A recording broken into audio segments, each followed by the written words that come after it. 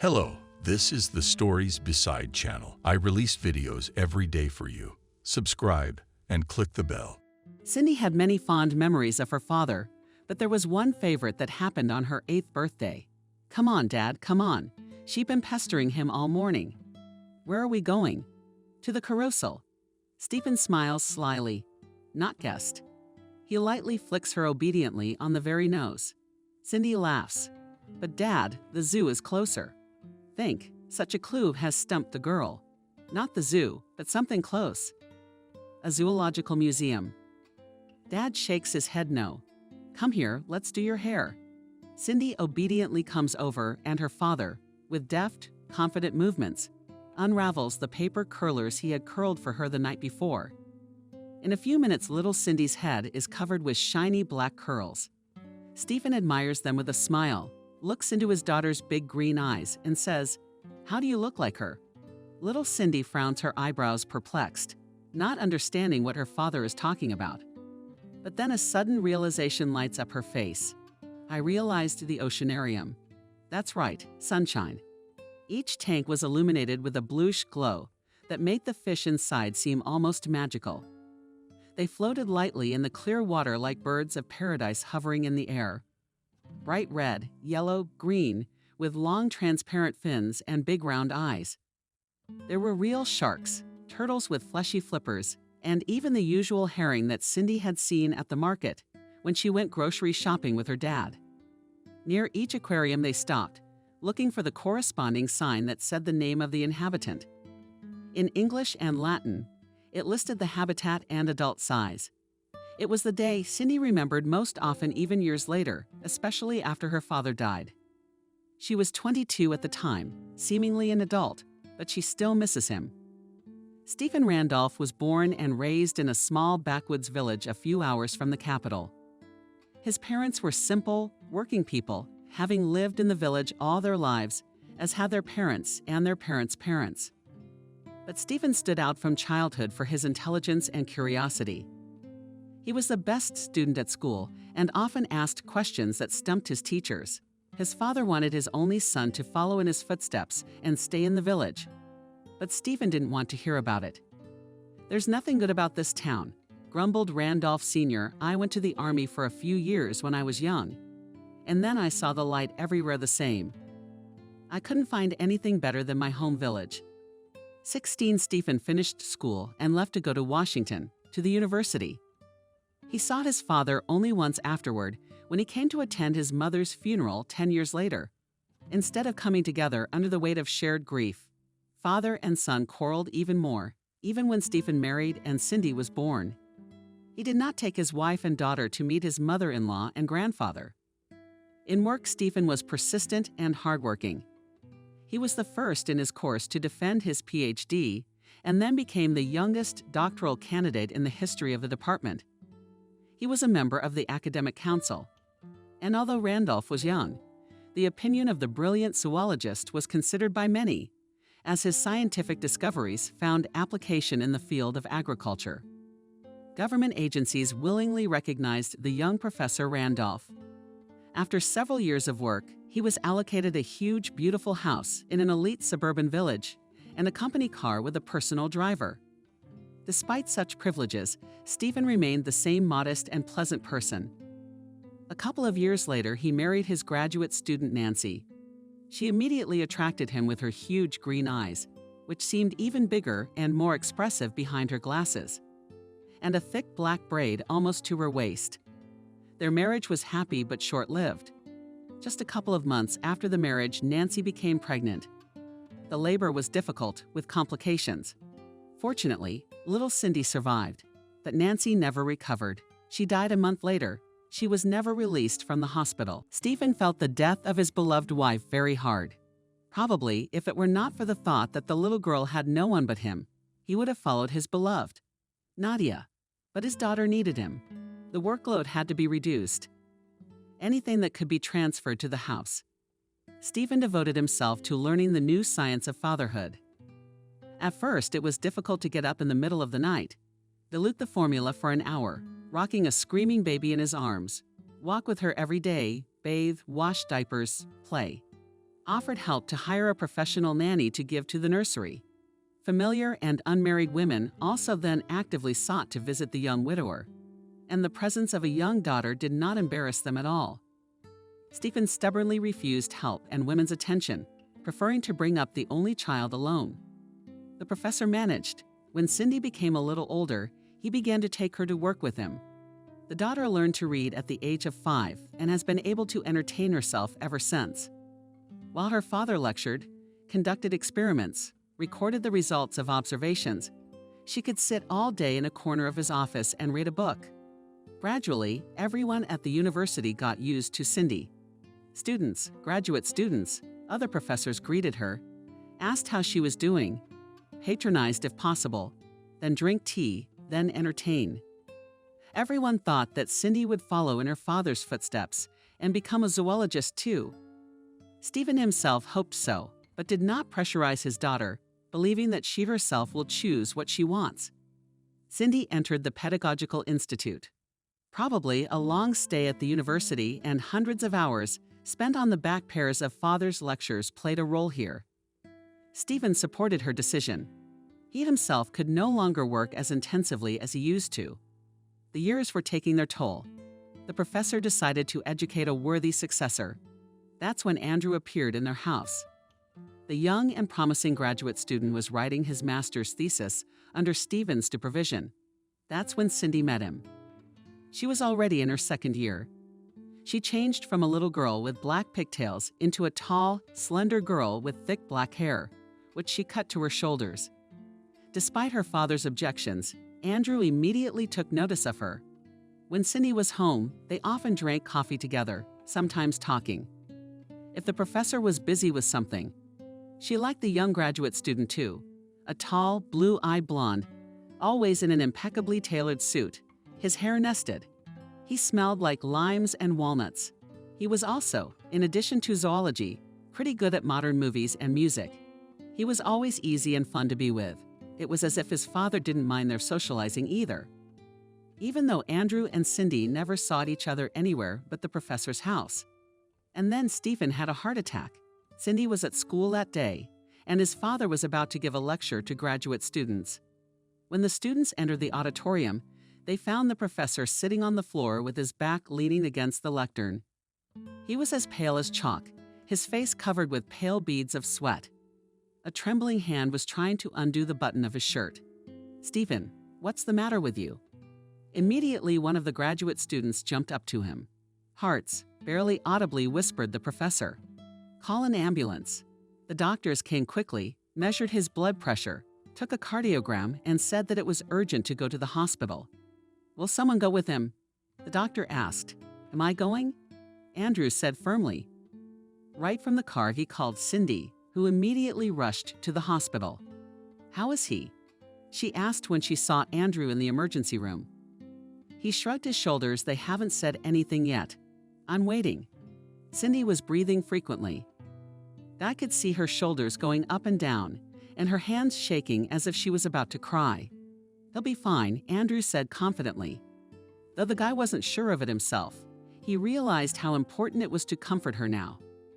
He cautiously approached the girl and put his arm around her thin, implied shoulders. "Cindy, it's going to be okay," he repeated softly. She kicked, sobbing, and pressed herself against him with all her slim little body. "Andrew, I'm so afraid for him," quietly whispered Cindy. With one hand, he awkwardly stroked her black hair, and with the other, he lightly put his arm around her shoulders. They stood like that for several minutes, until at last a stern male voice sounded. "Who are Randolph's relatives?" Cindy sobbed and pulled away from Andrew's shoulder. "I'm Yoo-hoo, the daughter." "And the daughter?" "Good. Then come with me." "Well, she can come with you if she wants." I didn't start Andrew, but I hesitated when I saw the pleading look in Cindy's eyes. He realized how frightened she was to be alone now, so he took her hand, and together they followed the doctor. They were led down a long, narrow corridor, the walls of which were painted pale green from those walls, from the flashing lamps. Cindy was so uncomfortable she wanted to run away. She was terrified to think that now she would find out that her father was gone. Only Andrew, whose hand she clutched, gave her strength. "Come in," the doctor said, ushering them into the office. There behind the desk, staring at the computer monitor, sat a heavyset, tired man in an old pale blue surgical suit. He looked up as Cindy and Andrew entered and waved his hand, indicating the 2 chairs in front of his desk. "Cindy Randolph?" he asked, catching a glimpse of Cindy and then staring back at the monitor. "Yes," dry lips, the girl replied. "Your father had a heart attack," the man said. Cindy sobbed, hula, and tears streamed down her face. "What on earth are you?" The doctor exclaimed in surprise and deftly motioned a packet of tissues to her. Cindy nodded gratefully and began to wipe her face hastily. The doctor continued. "Fortunately, he was taken to the hospital in time. We put him on Stan." "Stan what?" Andrew asked. "A Stan," repeated the doctor. "Roughly speaking, it is a metal spring that is inserted through a small puncture in the arm and is guided to the heart by a conductor. This spring is inserted into a vessel that's been blocked. That's what caused the heart attack." He looked at Cindy and Andrew's faces and sighed. "But you don't need to go into those details. The most important thing is that we've restored blood flow to the arteries that feed the hearts. Everything's fine now. Of course, he'll be in the hospital for a few days, but then you can take him back. Will he be able to continue working?" Andrew asked. Cindy looked at him in surprise. That's what he was thinking now. "Well, in time he probably will be able to," said the doctor. "But it's too early to talk about that now. He would need to go through rehabilitation." The aspirant nodded, shook his lip, and wondered when he could see him. Asked Cindy. The doctor hesitated. "Come tomorrow afternoon. It's good to bring him. Go to the nurse at the post. She will give you a list." "Thank you very much." The doctor nodded. "Have a good day." He stared at the monitor again, typing rapidly. Andrew gently touched Cindy's arm. They got up and left the office. "Wait for me here," the boy said. He found the post and the nurse, took from her a list of things Stephen needed to bring tomorrow, and returned to Cindy. "Let's go. I'll walk you home." In the cab, she snuggled against him, laid her head on his shoulder, and fell asleep. He put his arm gently around her shoulder. "Come on, Cindy, here we are," Andrew said. When the car stopped, she lost her eyes, frightened from the pellets from him. "Sorry, I fell asleep." "It's okay, let's go." It was dark and cold at home. Andrew turned on the light and put the kettle on. Cindy, looking around confusedly, as if she had not yet fully awakened without her father. The house was unaccustomedly quiet. As they drank tea, she imagined Andrew leaving now, and she would be alone in this huge house. The girl looked up at him several times, but not daring to speak, lowered her gaze. "Are you all right?" Andrew asked her. She shrugged her shoulders. "I don't know," Cindy whispered. "I still can't seem to believe it happened." "He's actually going to be all right," Cindy cried. She hadn't realized she could cry so often before. I guess she just didn't have enough reason to, other than the death of her mom, which she didn't even remember. It was like there were no events in her life worth crying over. Simply because Daddy had always kept her safe from any kind of trouble. And now Daddy's life was hanging in the balance. She couldn't believe that everything was fine, and she would only be able to see him, talk to him, hold his hand tomorrow. And tonight, she'd have to spend the whole night alone. "If you want, I'll stay with you tonight." Andrew suddenly said, "I'll lie down on your sofa in the living room." Cindy looked up at him hopefully. "Really, you will?" "Sure. Let's just lie down slowly. It's been a long day, we need to get some sleep." Even though it wasn't that late. After saying that, Cindy felt how tired she was. "Go to sleep in the shower," Andrew told her affectionately. "I'll do the dishes myself." She nodded and brought him bedding and towels. She herself went to the bathroom and stood under the hot shower until her whole body opened up, streaming, and it became impossible to breathe from the steam. But despite that, she felt better. Her body felt as if it had relaxed. Cindy barely made it to bed and fell asleep as soon as her head touched the pillow. After a few days, they were allowed to take Stephen out of the hospital. Though he seemed thinner and a little slower, he was trying to stay awake and smiling.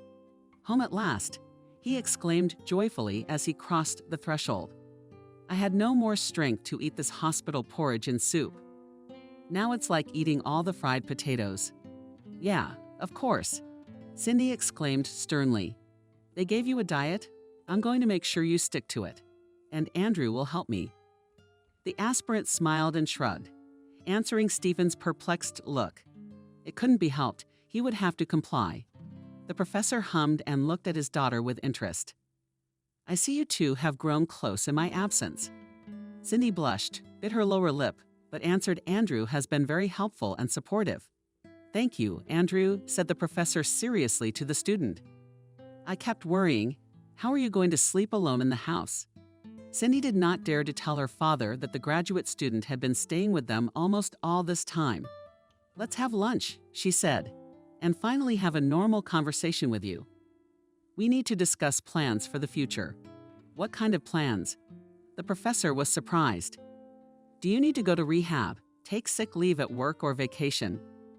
I don't know. I'll probably get an academic to look after you. Stephen raised his eyebrows. Okay, stop. What is this? Has it started? What academic? What vacation? I feel fine. Daddy. Cindy looked at her father sternly.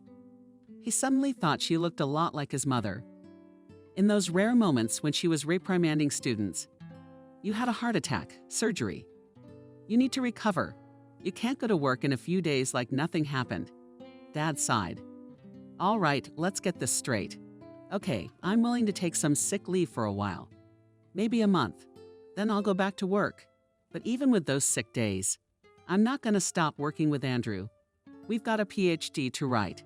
The defense is just around the corner. At that moment, the graduate student gave a sigh of relief. The professor continued, you do not go to any academy, continue your studies. That's all. Silence reigned in the house. All right, Cindy said at last, but you will take care of yourself. Father smiled at Boodoo. Andrew will look after me, won't he? He turned to the graduate student, who nodded gravely. Stephen was recovering quickly. His work seemed to be helping him. As he had promised his daughter, he reduced the number of working hours, left lectures, and work with Andrew. The latter, by the way, was practically living with them. He no longer concealed his attitude toward Cindy, and she too showed openly that she sympathized with Andrew. At first, Stephen pretended not to notice anything. He just watched his daughter and the graduate student, but after a while he chose a moment when Cindy was not at home and started talking to the student. What's going on with you and Cindy? Is it serious? Stephen looked carefully at the graduate student. He flinched in surprise and then drew an air noisily and deeply. But still he resolutely pursed his lips and looked at the professor. Yes, Professor, I like her very much. Cindy is the most wonderful girl I have ever met. And my intentions concerning her are very serious. The professor nodded contentedly. Do you want to marry her? Andrew sighed. Cindy wants to study. We haven't discussed our future much at all yet. Besides, she's worried about you and wasn't going to say anything at all until you recovered it. Why wouldn't she want to worry? But such worries are pleasant for me. The professor smiled, and Andrew imperceptibly exhaled in relief. So, are you going to marry Cindy?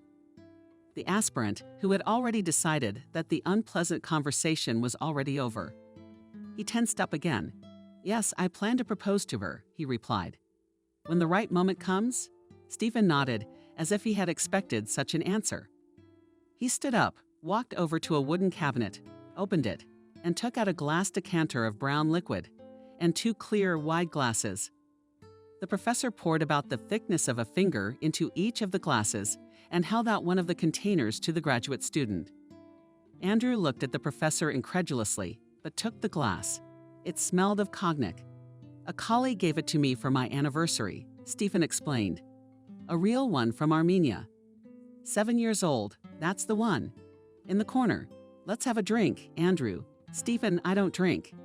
Andrew, are you trying to get your PhD? The graduate student looked at him incredulously. It was impossible to understand whether the professor was joking at this moment, or he's dead serious. Just in case, Andrew added, you're not allowed. Cindy will swear a little, but we won't tell. It's okay, we'll just throw it down and drink it. Andrew wrinkled his nose, but tried not to show it to the professor. Okay, what we have for an appetizer? The men made themselves a couple of sandwiches, then drank some more. We need to get this wedding thing settled soon, Andrew. I may not have much time left. I wouldn't want to miss this moment in my daughter's life. Because of the soon-to-be-dead Pike, the graduate student's eyes reddened, glistening slightly. Widening his neck with pupils, he looked fearfully at his future father-in-law. Professor, come on. Don't interrupt. Student. You're all right. Andrew, that's enough. The professor suddenly became very serious. He sat down on a chair and called Andrew to sit next to him too. Yes, at first glance I'm fine, Stephen said calmly. But the doctors told me that there will always be the possibility of another heart attack.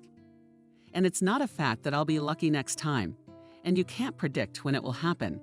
It's impossible. Maybe I'll live quietly and peacefully for another 20 to 30 years, or maybe I'll be gone tomorrow. Andrew burst at the thought that Stephen might not be. He felt a little uncomfortable. It's true. It's true, Andrew, the professor nodded. That's why I'm having this conversation. Do you understand? Cindy has no one but me. I'd like to know that she'll be all right after I'm gone. Andrew pressed his lips together, sighed, and looked resolutely at his professor. You can rest assured that I will not leave her behind. Of course, in light of these events, I am willing to reconsider my plans for marriage. I take it you don't want Cindy to know about it. The professor sighed. She doesn't want any unnecessary excitement. I'll talk to her myself, if you say so, Professor. Cindy was somewhat embarrassed when her father spoke to her about future marriages. Even though she guessed he was aware of her relationship with Andrew, it was still strange to think that he knew his little girl had grown up. It also seemed like she wasn't ready for marriage yet. Do you love him? Her father asked bluntly. Cindy blushed, but looked firmly at Stephen and nodded. Well, that settled the question. Dad, I'm only 20. Maybe it's too early to think about getting married. The professor grinned. What does it matter what time to do it? If you love a man and want to be with him. Besides, I suggest you live here. Cindy raised her eyebrows in surprise. Here, in our house. Dad smiled. There's plenty of room for everyone, and you'll be more comfortable. And me. If you want, you can get your own place. If you don't, you can stay here. Cindy thought about it. The thing that frightened her most was the separation from her father. How would he be without her? What if something happened to him and she wasn't there? Perhaps staying in their family home would be the best option. Why do you insist on getting married? Cindy asked with a suspicious squint. I've become suspicious, sighed my father. Well, I'll be honest with you, I'm an old school man. You may think I'm conservative, but now that you have a young man, I'd like you and him to be serious. Cindy blushed, but nodded, accepting that explanation as satisfactory. The next day, Andrew proposed to her. Everything as it should be. Restaurant Kalina ring. Is this about Dad? Cindy asked him sternly, ignoring the curious looks of the other people at the tables. He smiled and shrugged. He and I had a serious conversation, and I'm glad we did. I've been thinking about our relationship, and I really want us to get married and start living together. Well, then I agree. They got married 3 months later, exactly 1 week after Andrew defended his PhD thesis. Stephen seemed even happier than the two newlyweds. The only time his face darkened was when Cindy, making the guest list, cautiously asked Dad, My grandfather, he's still alive. Should we call him? Stephen frowned. I don't know, Cindy. I don't want to know. We won't call him. He's never seen you in his life, and he's had no part in your upbringing. Cindy was even a little frightened. She had never seen her father like this. A couple of times in her life, she had tried to talk about Grandpa and find out what had happened between them. But Daddy wouldn't tell her anything. Apart from that episode, the wedding preparations, though still a nerve-wracking experience, were remembered by Cindy as a very happy time. In fact, the first year after their wedding was the same. The newlyweds were quite uncomfortable in the big house. Andrew took a job in the pulpit under the patronage of Stephen. There he was settling in quite successfully and hoped to take up a professorship. Not in the near future, of course, but perhaps sometime in the future. 6 months later, Stephen signed the house over to Cindy. Despite the fact that outwardly he looked good and told everyone around him that he felt fine, In reality, the professor felt that he was slowly getting weaker every day. For simple habitual actions, he needed to spend more effort than before. It became not so easy to read lectures, scientific papers, and he himself almost did not study. Of course, he explained it by the fact that now there was Andrew young talent. Let him gain experience, and he professor, if anything, will prompt and help. Stephen was glad that he had time to marry off his daughter, that there would be a man who would take care of her, that she would not be left alone, without support, as he was in his time. After thinking about it, he wrote a letter to her father. He sent it. There was no reply. Stephen died suddenly, as he had feared. He had a seizure at work before a lecture, just like last time. This time, however, there was no miracle. The infarction turned out to be too extensive, and despite the best efforts of the doctors, the professor died. When Cindy learned of her father's death, she for a long time could not believe that it was true. Even when the girl went to the hospital, to the last she hoped that there was a monstrous mistake, that now she would arrive. She would be invited into the office and said, "Cindy Randolph, I'm sorry, please, we mixed up. It's not your father died. Stephen is fine. You can go to his room. Moore and Andrew flew to another city that day for a conference and will not be able to return until tomorrow morning." Cindy felt completely helpless. It was frightening to be left without the support of both men at once. She was so accustomed to be near them, to feel that she was safely protected from all the troubles of this world. And now, all of a sudden, she was all alone. She wanted to just run home, crawl under the covers, and lie there waiting for her husband to return. But she couldn't do that. She had to pull herself together and start to act, talk to the doctors, sign the necessary documents, inform the institute, call her father's friends, and start organizing the funeral. She doesn't even remember how it lasted until her husband arrived. Everything happened as if in a dream. She was signing things, picking things up, calling someone, telling them that Daddy had died. She told them what had happened, responded to condolences, and never even cried once. Only the next morning, when she heard the key turning in the keyhole, she saw her husband coming into the house. She rushed toward him, hugged him as hard as she could, and sobbed. Cindy quietly said, "Andrew, Cindy, everything will be all right." After the professor's death, the atmosphere in their home slowly began to change. At first, Cindy attributed it to her depressed mood after her father's death. She realized that not only she felt bad, but also her husband, who was his main student. In addition, after Stephen's death, he had to take over some of his responsibilities. He began to stay late at work more often, coming home angry and upset. He often berated other employees of the department and institute of the Ministry of Education who did not understand or appreciate him. He said that the salary of an employee of his level was ridiculous, that he would rather quit everything and go into business. Cindy tried to support him as best she could, even though her own condition left much to be desired. Sometimes she missed her father very much, especially here in this house, where everything reminded her of him. Sometimes she even wanted to offer her husband to sell the house and take an apartment in a new building in a new neighborhood, where they would start their life from scratch.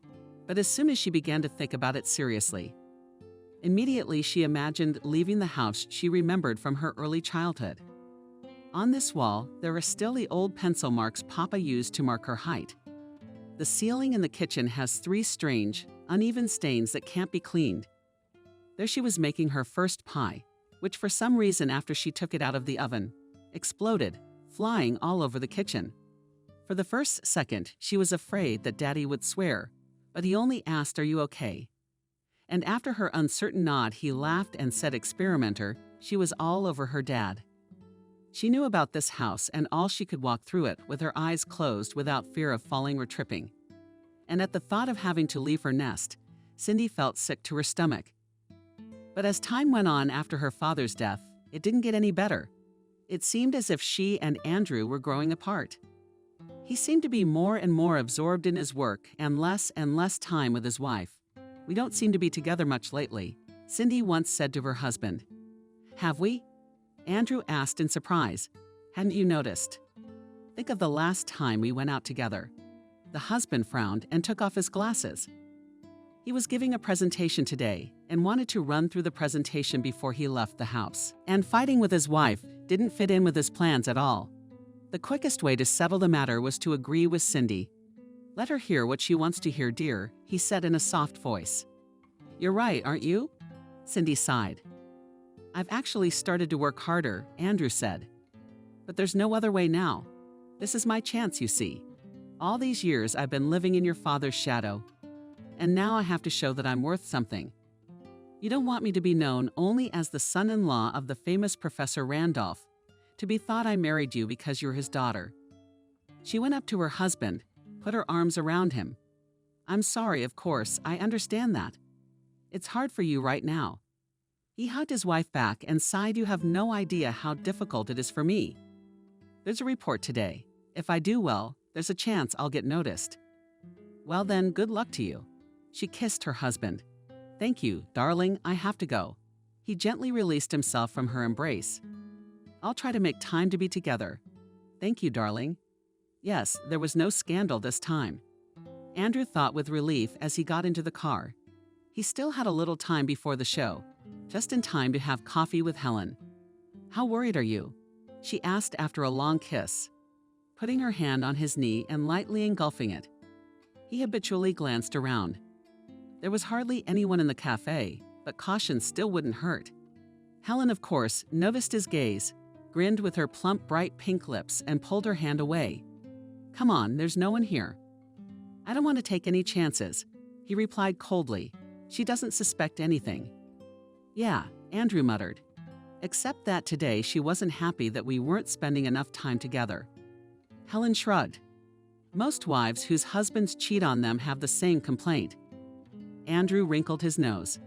She laughed. Come on. How much longer are you going to pretend to care about her?" He sighed. "She was my first love." Even though it sounded past tense, Helen felt an unpleasant prick inside. She or her father, the famous professor who had helped you make your way into the world of big science, understood and could feel some sense of gratitude for them, perhaps even some kind of crush. So be it. "Don't say that about her. Helen, please." She's only annoyance, shrugged her shoulders. "I mean, darling, it's high time you admitted that you're bored with the professor's daughter, the gray mouse. She's my wife, Helen. You're not going to live with her for the rest of your life, are you? We've talked about this before, but nothing ever came of it." He looked away. "Understand. What will happen to us even if I divorce her? I don't have a place of my own. Neither do you. Where will we live?" She grinned. "It's just a matter of waiting for the right opportunity." "What are you talking about? Besides," she continued, "you've been wanting to leave this lively university and go into business for a long time, haven't you? You need some initial capital." The girl smiled. "Do you love me?" Unexpectedly, she asked bluntly. Andrew frowned. "You know the answer, don't you?" "It's not an answer." "Well, yes, I do." "Then just trust me." The girl smiled slyly. "As soon as the right moment comes, we'll have everything. You'll get divorced, we'll get married. The house will be ours too." He sighed and pressed his fingers to his temple. "Helen, what are you talking about? Trust me. If we both want to be together, we will be." A month later, Andrew suddenly said, "You don't know. I've been thinking a lot lately about my words that I'm constantly working, and that's why we don't have enough time to be together. And suddenly I realized how we could solve this issue." Cindy smiled happily. "What do you have in mind, sweetie?" "I want to hire a live-in assistant." The girl's eyebrows rose in surprise. "I'm sorry, what do you mean an assistant?"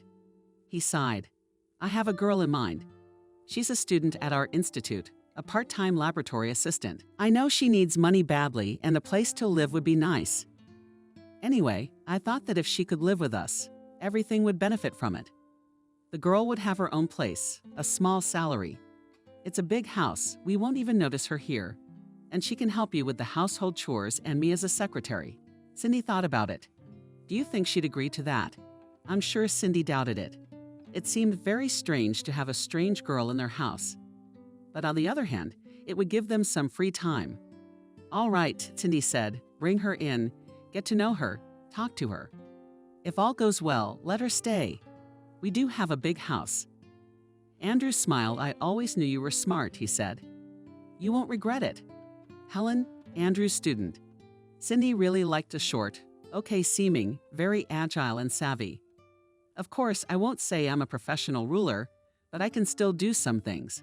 Cindy smiled. You don't need to do all the housework, do you? It's more like doing something periodically when I don't have time. Helen smiled back. I will try to organize everything so that you and I are comfortable. So after a short interview, Helen settled into Cindy's house. She was really quick to organize the order there. Helen carried on as if she was the hostess. She had a real talent for organizing space, time, and place. She started very carefully, almost imperceptibly. Cindy Randolph, I wanted to make a suggestion, Helen said. I suggest we move most of the dishes we don't use to a separate closet in another room. That's a good idea. Helen, come on. Why don't we do a little rearranging? At first, Cindy was wary and reluctant to agree to the change. But the further she went, the more she realized that Helen was making her life more convenient. As if that wasn't the only thing she liked, though. Her husband definitely seemed happier, too. He was in a good mood all the time now. At times, he even poked something under his nose. You seem much more awake, Cindy told him one day. He shrugged. Helen's been doing a good job of unloading me. She takes care of most of the chores. All I'm left with is the creative process. That's great. I'm happy for you. My husband smiled back. And I'm glad you said yes. A few months later, Cindy suddenly realized that she felt a restlessness inside. She couldn't explain it to herself. On the contrary, things seemed to be getting better. Her husband became cheerful, happy, had less work. Except that it seemed as if she was gradually becoming superfluous in her own home. As if a lot of events were happening without her participation. She kept trying to calm herself down, but the inner anxiety wouldn't let go. Sometimes she thought Helen and Andrew were talking about something when she thought she couldn't hear, as if they were hiding something. Sometimes she tried talking to her husband about it. What do you talk about all the time? With Helen. What do you mean? What do you mean? But you talk about something all the time. Which he shrugged his shoulders about. Yeah, work stuff. Wait, you're not. I'm only jealous, maybe. Well, now it seemed like the husband was really angry. I invited Helen over for you, to make you feel better, and now you're giving me a hard time. That's impossible. Cindy. Andrew, I'm sorry. I've had enough. I'm going for a walk. They were lying alone on the wide bed. Maybe it's time to get dressed. Not yet. The girl objected languidly. She'll be here in 2 hours. The man sighed. She's definitely suspicious of us by now. That's all right. Everything will be ready soon. He raised himself up on his elbow and looked at her with surprise. What do you mean? She shrugged her shoulders. You'll see. Helen, you scare me sometimes. She turned and looked him in the eye. Do you love me? Yes, put everything on me. That day began at Cindy's as usual. The only thing that confused her was the strange flavor of the tea. The familiar jasmine flavor seemed to be interfered with by a foreign note. Helen must be experimenting with additives again. Melissa mint? No, something unfamiliar. Since she was already late for work, there was no time to find out what the tea tasted like. Cindy tossed the plate into the sink and sprinted outside. It was clearly going to rain, and it was getting sharply colder. Okay, I won't go back for an umbrella. I'm by car anyway, the girl thought. It took her about 30 minutes to get to work, a road she knew well. Drive across the street, drive out of their suburban neighborhood. Drive a little further along the forest, cross the bridges. In 10 minutes, she would be entering the city. As Cindy got behind the wheel, she felt her head start to hurt. Probably a reaction to the change in weather. Okay, she'll get there, and then stop by the drugstore on the way. We have to hurry. She's so late, and it's starting to rain. She drove down a familiar street with difficulty, and at the exit of the neighborhood, she noticed black flies dancing in front of her eyes. What if she passed on his affinity for the disease? Okay, it wouldn't look like a heart attack at all. But what if it was a stroke? How would it even manifest itself? As she drove along the woods, she thought of stopping, getting out of the car, and putting her head in the rain. It seemed to make it easier. Be patient a little longer, she urged herself. It would be faster to get to the center, and there you could go to the pharmacy. The rain had let up, even though the windshield wipers were working at full capacity. It was impossible to see anything further than 15 meters away. And then my head felt like it wanted to split in half. And I'm so weak, nauseous. As she approached the bridge, Cindy felt her neck and arms loosen and let go of the steering wheel. Her head flies forward and presses her forehead into the signal, which makes the car begin to hum pitifully. Her foot pressed the gas pedal by itself, and the car was rushing forward with all its might. The first thing she felt was a terrible pain in her whole body. Cindy felt heavy, clumsy, as if she were shackled from head to toe in ancient knight's armor that she couldn't even turn around in. After a while, she began to remember what had happened to her: the rain, the road, the accident. She had gotten into an accident on her way to work. She tried to open her eyes. The light was very bright. When her eyes got used to it a little, it became clear that she was looking at a high white ceiling. It was a hospital. Cindy tried to turn her head. It didn't work to move the toe of her hand with her foot. It was no use. Her body felt wooden. Oh, Randolph woke up. A pleasant male voice sounded somewhere near her. Up in her field of vision appeared the head of a young guy about 20 years old. Big green eyes, a medical mask, and a white cap. "Can you hear me?" he asked a little worriedly, as Cindy didn't react in any way. Yes, she tried to say, but only what sounded like a long whisper seemed to come out of her mouth. So Cindy Randolph understood. The nurse said in a cheerful voice, "Don't worry, we'll fix it now." He carefully slipped a thin plastic tube between her lips. She squeezed them as hard as she could and sucked her mouth in. It began to fill with cool, fresh water. It felt immediately better. "But how?" asked the boy. "Thank you." In a voice already like her own, Cindy answered. "That's much better. Where am I?" "First City Hospital. Combined Trauma Unit." "Do you remember what happened?" "Yes," Cindy answered in a weak voice.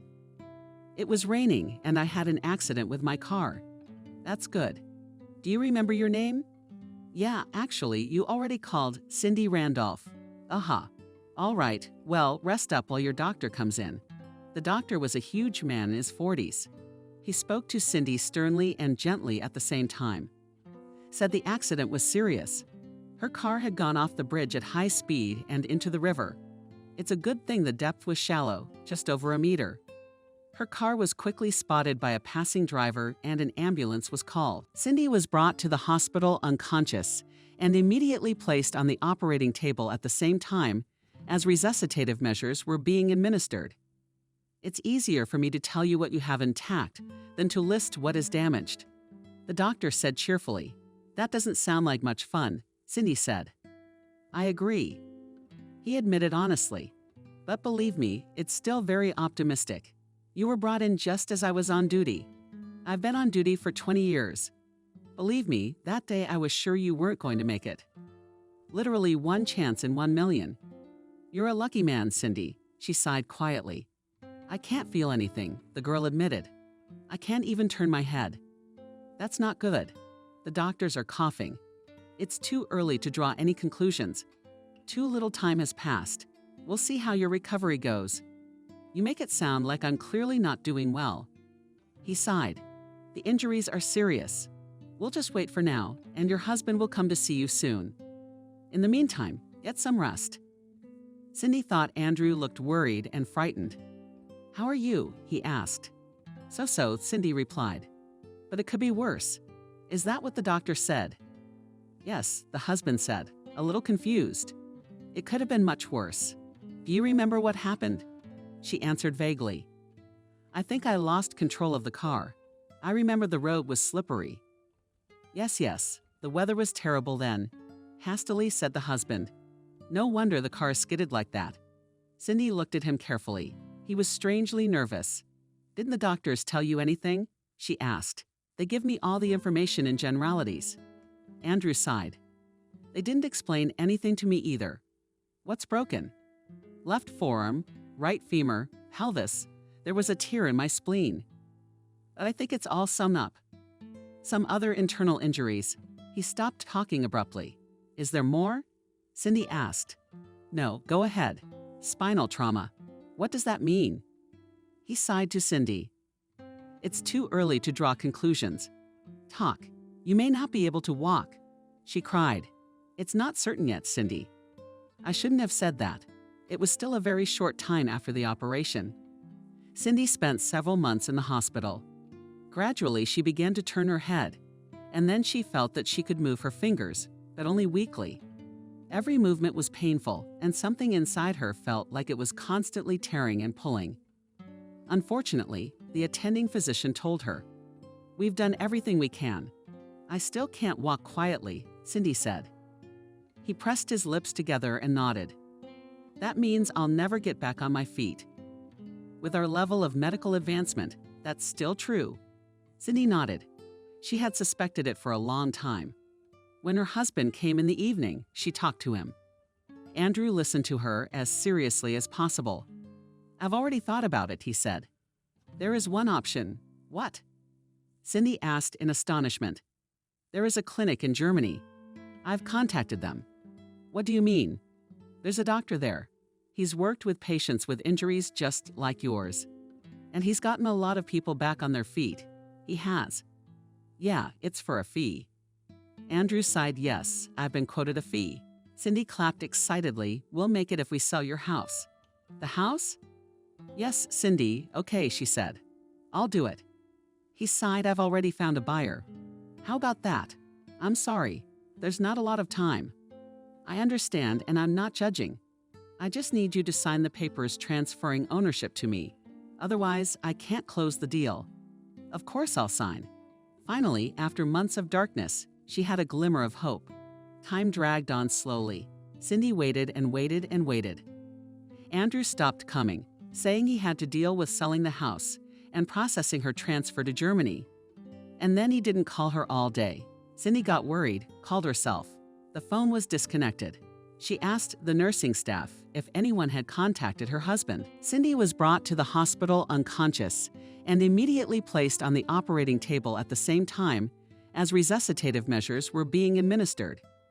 It's easier for me to tell you what you have intact than to list what is damaged. The doctor said cheerfully. That doesn't sound like much fun, Cindy said. I agree. He admitted honestly. But believe me, it's still very optimistic. You were brought in just as I was on duty. I've been on duty for 20 years. Believe me, that day I was sure you weren't going to make it. Literally one chance in 1 million. You're a lucky man, Cindy, she sighed quietly. I can't feel anything, the girl admitted. I can't even turn my head. That's not good. The doctors are coughing. It's too early to draw any conclusions. Too little time has passed. We'll see how your recovery goes. You make it sound like I'm clearly not doing well.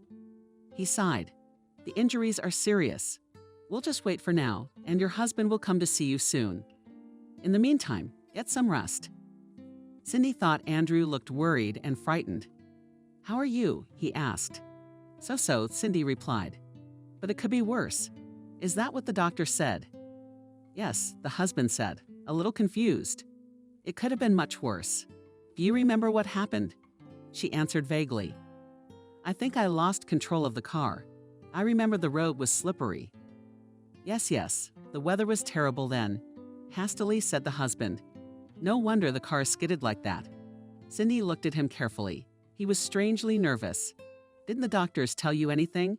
She asked. They give me all the information in generalities. Andrew sighed. They didn't explain anything to me either. What's broken?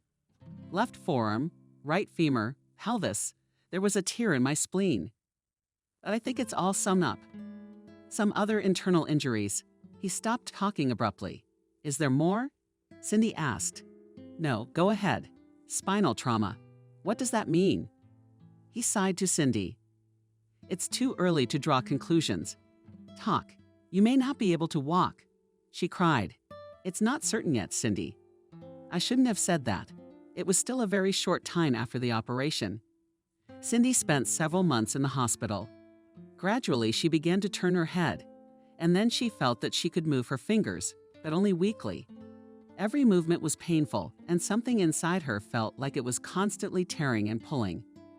Unfortunately, the attending physician told her. "We've done everything we can. I still can't walk quietly," Cindy said. He pressed his lips together and nodded. "That means I'll never get back on my feet." With our level of medical advancement, that's still true. Cindy nodded. She had suspected it for a long time. When her husband came in the evening, she talked to him. Andrew listened to her as seriously as possible. "I've already thought about it," he said. "There is one option." "What?" Cindy asked in astonishment. "There is a clinic in Germany. I've contacted them." "What do you mean?" "There's a doctor there. He's worked with patients with injuries just like yours. And he's gotten a lot of people back on their feet. He has." "Yeah, it's for a fee." Andrew sighed. "Yes, I've been quoted a fee." Cindy clapped excitedly. "We'll make it if we sell your house." "The house?" "Yes, Cindy. Okay," she said. "I'll do it." He sighed. "I've already found a buyer." "How about that?" "I'm sorry. There's not a lot of time." "I understand, and I'm not judging. I just need you to sign the papers transferring ownership to me. Otherwise, I can't close the deal." "Of course I'll sign." Finally, after months of darkness, she had a glimmer of hope. Time dragged on slowly. Cindy waited and waited and waited. Andrew stopped coming, saying he had to deal with selling the house and processing her transfer to Germany. And then he didn't call her all day. Cindy got worried, called herself. The phone was disconnected. She asked the nursing staff if anyone had contacted her husband. No, she was supposed to be discharged in a couple days. Cindy didn't know what to think. After thinking about it, she called Helen. Her phone was disconnected too, so she called the institute. They told her that Andrew had written a letter of resignation a few days ago. No one had seen him after that. Cindy could not understand what was going on, why he stopped contacting her, what had happened to him, and where Helen had gone. "Cindy Randolph," the nurse said timidly, "I hate to say it, but we have to discharge you tomorrow. Unfortunately, all the time allowed for you to stay in the hospital has passed. Maybe someone other than your husband can take you away. You will come for me tomorrow," Cindy answered firmly. But she didn't really feel that certainty anymore.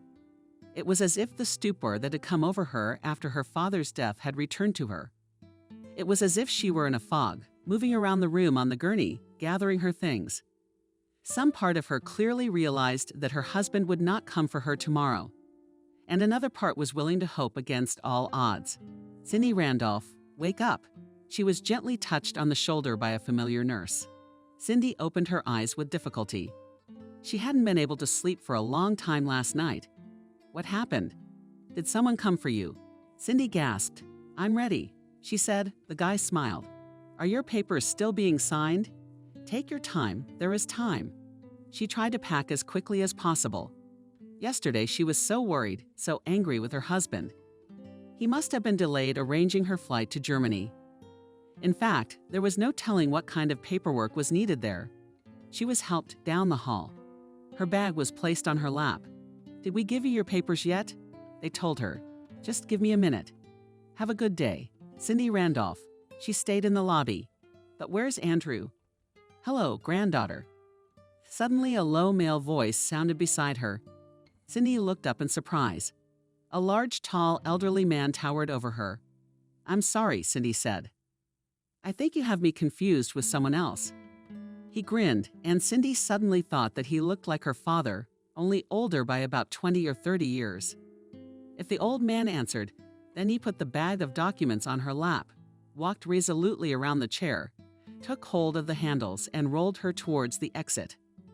"What are you doing?" Cindy screamed. "Where are you taking me?" "To the car. I'm waiting for my husband.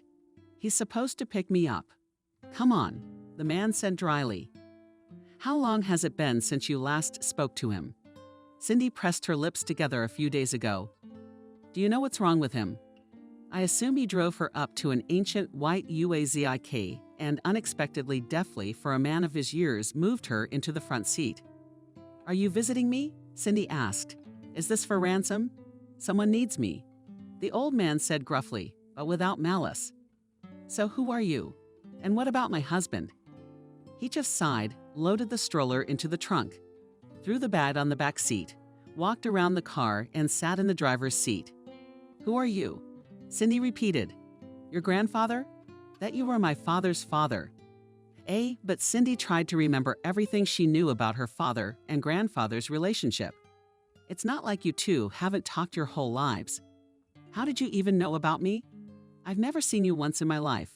The old man suddenly sighed and looked at her carefully. But you are more like me than it seemed at first glance. Do you have the tenacity, strength, and fortitude that your grandfather had? You have not answered the question, Cindy repeated stubbornly. He grinned. Stephen wrote me a letter 6 months before he died. I didn't answer him then, but I honored his request. What request? To keep an eye on you and help you wherever possible. As long as you were doing better or worse, I didn't interfere. You could have managed on your own, but now you're a granddaughter, in full. I'm sorry. Is that any other word you were expecting? Okay, so you know what happened to my husband in general terms after you transferred the rights to my father's house to him. He sold it and also took all the money out of your joint account, quit his job, and took off into the sunset with his mistress. Yeah, with a new one. Cindy nodded slowly. The fog was floating in her head again. And I don't believe any of this is really happening. Grandpa sighed. Well, as long as we're on the road, you'll have plenty of time to get your head around it, he muttered. Where are we going? To my village, to your father's hometown. She didn't remember when she fell asleep. Big, strong arms carried her gently into the house and laid her on the wide bed. She slept soundly that night. The sleeplessness, anxiety, and fatigue of the previous days must have taken their toll. Cindy awoke quite late. The sun was already shining and birds were singing outside the open wooden window. At first, she didn't even realize where she was. And then the thoughts came all at once. Her husband's betrayal. Helen's assistant who turned out to be his mistress, the loss of her house and all her money, and most importantly, the loss of hope that she would be operated on and be able to walk on her own. Cindy was about to develop when suddenly the voice of Grandpa O awake at last, and you. Good morning, Grandpa Stephen. What a morning. It's daytime. Come on, get up to wash up. In response to his rudeness, she also wanted to answer sharply, I don't go. If you forget, I remember everything. He answered calmly, but don't think you'll be lying there staring at the ceiling all the time. You have to learn to maximize your self-care. Your first task is to get into the chair on your own. If you can't, you'll just stay here. What? I don't have time for you. I've got things to do. After that, the grandfather left with determination. Cindy tried to get out of bed. While the girl was in the hospital, there were always nursing staff around to help. There were also various straps and handrails in the ward, so that it was possible to move around. And now she had been trying for perhaps half an hour, her face and back covered. Then Cindy was shaking from the effort, but the lower half of her body felt heavy and alien, as if bags of cement had been tied to it. When Stephen's grandfather returned, she was crying softly with her face buried in the pillow. Yes, very much so. Like he said, we won't get far this way. He took her in his arms, transferred her to a chair, and rolled her outside. There he rolled the chair up to that ancient aluminum washstand against the fence. Judging by the fact that it was attached at the height of Cindy's chair, her grandfather had installed it especially for her. On the lid were a bar of soap and a new toothbrush. After Cindy had cleaned herself up, Grandpa said, I'm not going to take you for a ride. You need to exercise your arms. Come with me. He walked towards the big garden, and Cindy had no choice but to follow him. At the hospital, she had only ridden on the smooth floor of the corridor, and that took effort. Here on the ground and grass, it was triple the effort. But realizing that her grandfather would not help her anymore, she clenched her teeth and began to spin the wheels with zeal. By the time she got to the table, she was exhausted, her hands were shaking, and sticky streams of sweat ran down her back. I don't know what I'm used to in the city. Our food here is simple oatmeal with milk, 2 boiled eggs and tea. You gotta eat it all. She didn't mind. After breakfast, Cindy decided it was time to talk. So now I'm going to be staying with you somewhere. He seemed to flinch at the unfamiliar address. I don't think you have any other options. What happened with you and Dad? Why haven't you two talked in so many years? I don't want to talk about it. Cindy's grandfather frowned. You're my only relative, And I only saw you for the first time in my life now that I've lost my father, my husband, my house, all my money, and become an invalid. I wish I had some clarity in this life." Stephen shifted his bushy eyebrows and looked at his granddaughter carefully. She didn't look away. "I was right after all," he said. "Didn't you think so? You have our character, Randolph. It's a good thing you didn't change your name after marriage." Cindy shrugged. "Daddy asked me to." And Andrew did whatever his favorite professor said. "And I like our last name." "Okay," nodded the grandfather. "I'll tell you everything. Actually, the story will not be very long. Your father was not like me at all. You see, I'm a simple country man, and he was always out of this world. He was fiddling with his little bundles instead of climbing on roofs and lighting fires with the boys. Sitting in the library, reading books. He always looked down on me and my mother as if we were a village, and he was a white bone who was thrown to us by mistake by another breed." "Was that why you didn't like him?" Cindy asked. Grandfather frowned. "Yes, I did love him. An only child just didn't breed all that callow tenderness after all." Cindy remembered how her father had always been attentive and affectionate, how he had sat with her 24 hours a day when she was sick, how he had read her fairy tales and lost her wet sponge, how he had made sweet morsels himself, how he had taught her to ride a bicycle, how he had sat in the front row at all her school performances, how they had gone to the ice cream parlor at the end of each quarter. How much he must have missed that in his interactions with his own father. "You're a very cold grandfather, Stepa," she said calmly. "It's good that Dad didn't go into you." Grandfather grinned. "Your father left us as soon as the opportunity arose." "Yes, I can understand not having the warmest relationship with him. But I won't forgive him for your grandmother's mother." "What happened to my grandmother?" "She loved him very much, longed for him. And when he left, I waited for letters, waited for him to come. But he forgot about us. Of course, he's in the city now. There he realized his dream, showed everyone how smart he is. Any other parent would be proud of a son like that. But you judged him and never supported him." "Any other son would have respected his parents," Stephen argued. "He was returning the favor you gave him. You don't know how we communicated. You haven't seen him in decades. I know him better than you do." The children, the granddaughter, looked at each other, glaring. "He's the reason my wife, your grandmother, died." "You're lying. She protected me from longing for him.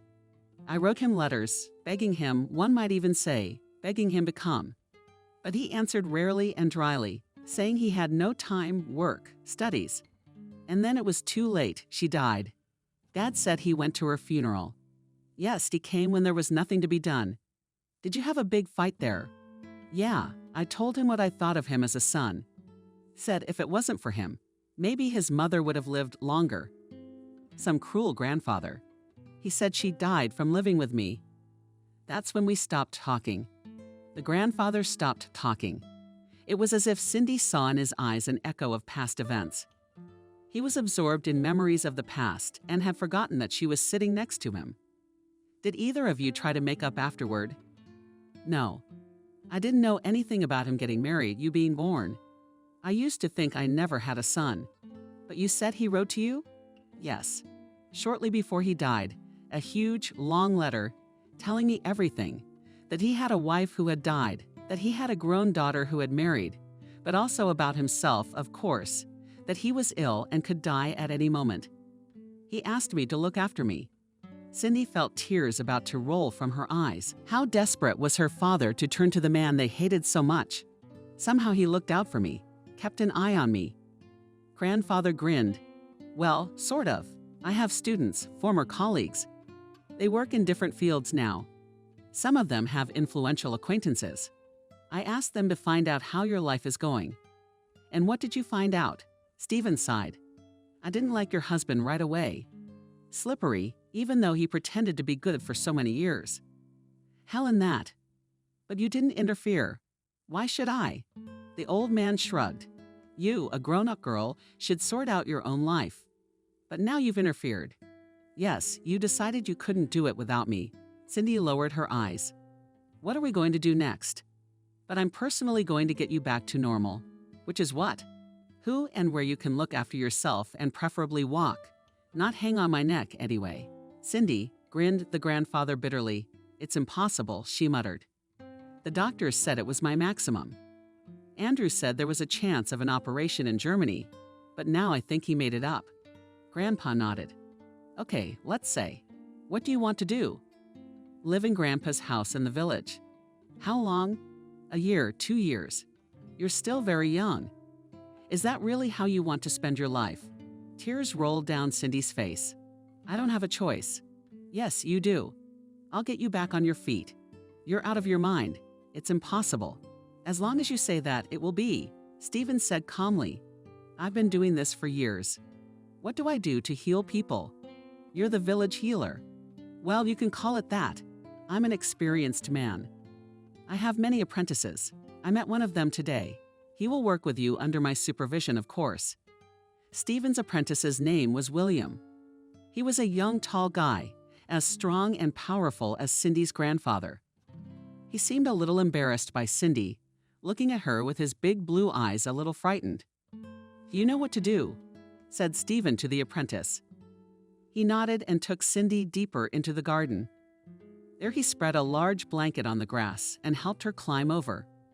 Let's start with a massage, he said a little worriedly.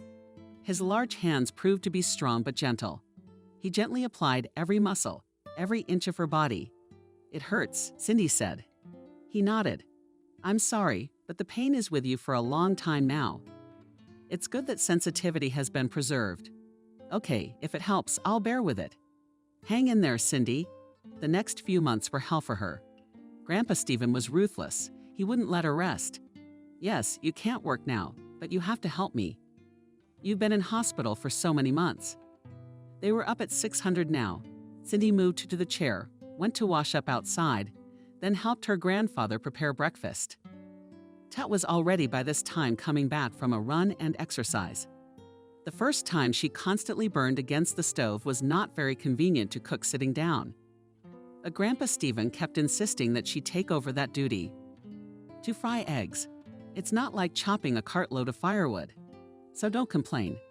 I don't demand more of you than you can fulfill. Cindy stubbornly pressed her lips together, treated the burns, and continued to master cooking in her new uncomfortable position. In time, she noticed that it was easier to move around in the chair, her arms getting used to the strain. After breakfast, William came in. He and Cindy started their mornings with a massage that made their whole bodies burn. The massage was usually followed by exercises. Cindy worked her arms, her back, her chest. She tried working her legs too. She didn't feel them for a long time. Only 3 months later, during one of her workouts, her big toe suddenly twitched. Did you see that? Cindy shouted and grabbed William by the shoulder. He saw that her pupils had dilated, and now her normally green eyes seemed almost black. Sorry, Cindy, I didn't see it. With a trembling hand, she pointed to her foot with the big toe of her right foot. It moved. Did you see it now? I see it. That's good. Say don't be silent. That's good. William. It burst. He was ready to dance for joy himself now. You're doing a great job, he said gently. But you realize this is not the end of the road. There's more work to be done. Don't you agree? Cindy exclaimed eagerly. Now I'm sure I can do it all. I can do it. Her cheeks burned with excitement, and she suddenly laughed. For the first time in months, Grandpa Stephen didn't waste any time either. Sometimes Cindy wondered if he was anything like the average pensioner in the countryside. Not only that in his years he could give a head start to any young guy in terms of strength and agility, but he was constantly disappearing somewhere. He had a cell phone, which often someone called. Grandpa Stephen always answered and left the house without a word. Or if he and Cindy were doing something outside at the time, he'd walk away. Who are you always talking to? She asked. I guess so. I don't give you enough to do. If you have the energy to think about my business, from tomorrow you'll have to do the laundry by hand. No, there's Cindy, but the hardest part will be hanging. You've got practiced hands. I didn't take Cindy for curiosity anymore. Are you still keeping tabs on Andrew and Helen? She asked her grandfather once. No, the man replied. I know they've moved somewhere else, but I don't have any more information. Sometimes Cindy thought that the old man didn't tell her much about his past. But how could she know the truth if he didn't say anything? As William had promised, after Cindy moved her fingers for the first time, they had more work to do. Grandfather rejoiced at the news about the motor process and rearranged the training program. Even though Cindy realized he was doing everything he could to get her back on her feet, periodically she literally hated him. Stephen didn't understand words like pity and mercy. Sometimes she thought she saw something like sympathy in William's eyes, but she had never seen it in her grandfather's. It was as if he were transferring to his granddaughter all the pain and resentment he felt for her father. One day, in one of her rare moments of rest, Cindy decided to talk to William. "Tell me about yourself," she asked. "What exactly are you interested in, Maria? Let's just use the first name." "Well, just you. And then call me by your first name too." "Okay. How come you're my grandfather's apprentice, and what are you doing here?" "You're no ordinary country boy." William laughed. "That's what you think of me. All right, I'll tell you my story. I'm excited." He smiled again, and Cindy wondered how cute he was. When they're just talking like that, you guessed it. "I grew up in the city. We have a big family. We have 2 older brothers and 3 younger sisters." "Wow. Yeah, my mom raised the kids, supported us all. My dad worked day and night. What's he like?" "He knows all about building houses. If you ever see our house, you'll go crazy. We invite you to visit." He nodded seriously. "When I was 10 years old, my father had an accident at the construction site. He fell from a great height. There was almost no chance that he would survive. But the doctors worked a miracle. My father was in the hospital for almost 6 months. He came out skinny, almost like a skeleton. He couldn't walk either." Cindy guessed, "Like me?" William smiled weakly. He couldn't feel anything below the neck at all, and he couldn't move. Mom had seen every doctor in town. Surgeons, traumatologists, neurosurgeons, chiropractors, neurologists, all of them just waved their hands. The guy sighed and looked off into the distance. "And then someone told us about Stephen's grandfather. My father was very skeptical, but my mother was ready to try everything. Anyway, they found the machine, came here, and he took it." William nodded. "Yes, he looked at it, touched it, said leave him and one of the boys to help me. For 3 months that boy was you. What you are. And what did you do all that time?" "I mostly helped around the house and watched Stephen. He was always talking to his father about something, changing his massages, vomiting, giving him herbs. I never left his side." "And what?" William smiled. "My father is finishing a house for my sister and her husband." "You mean it's all thanks to my grandfather?" "Yeah, I saw it then and decided I wanted to be serious like that. I was so impressed when I was 10. Cindy, I realize you have a personal vendetta against him because of your father.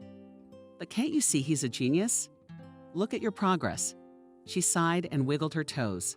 "Okay, I got you. I admit it. My grandfather is a fruitcake, but I can see the result.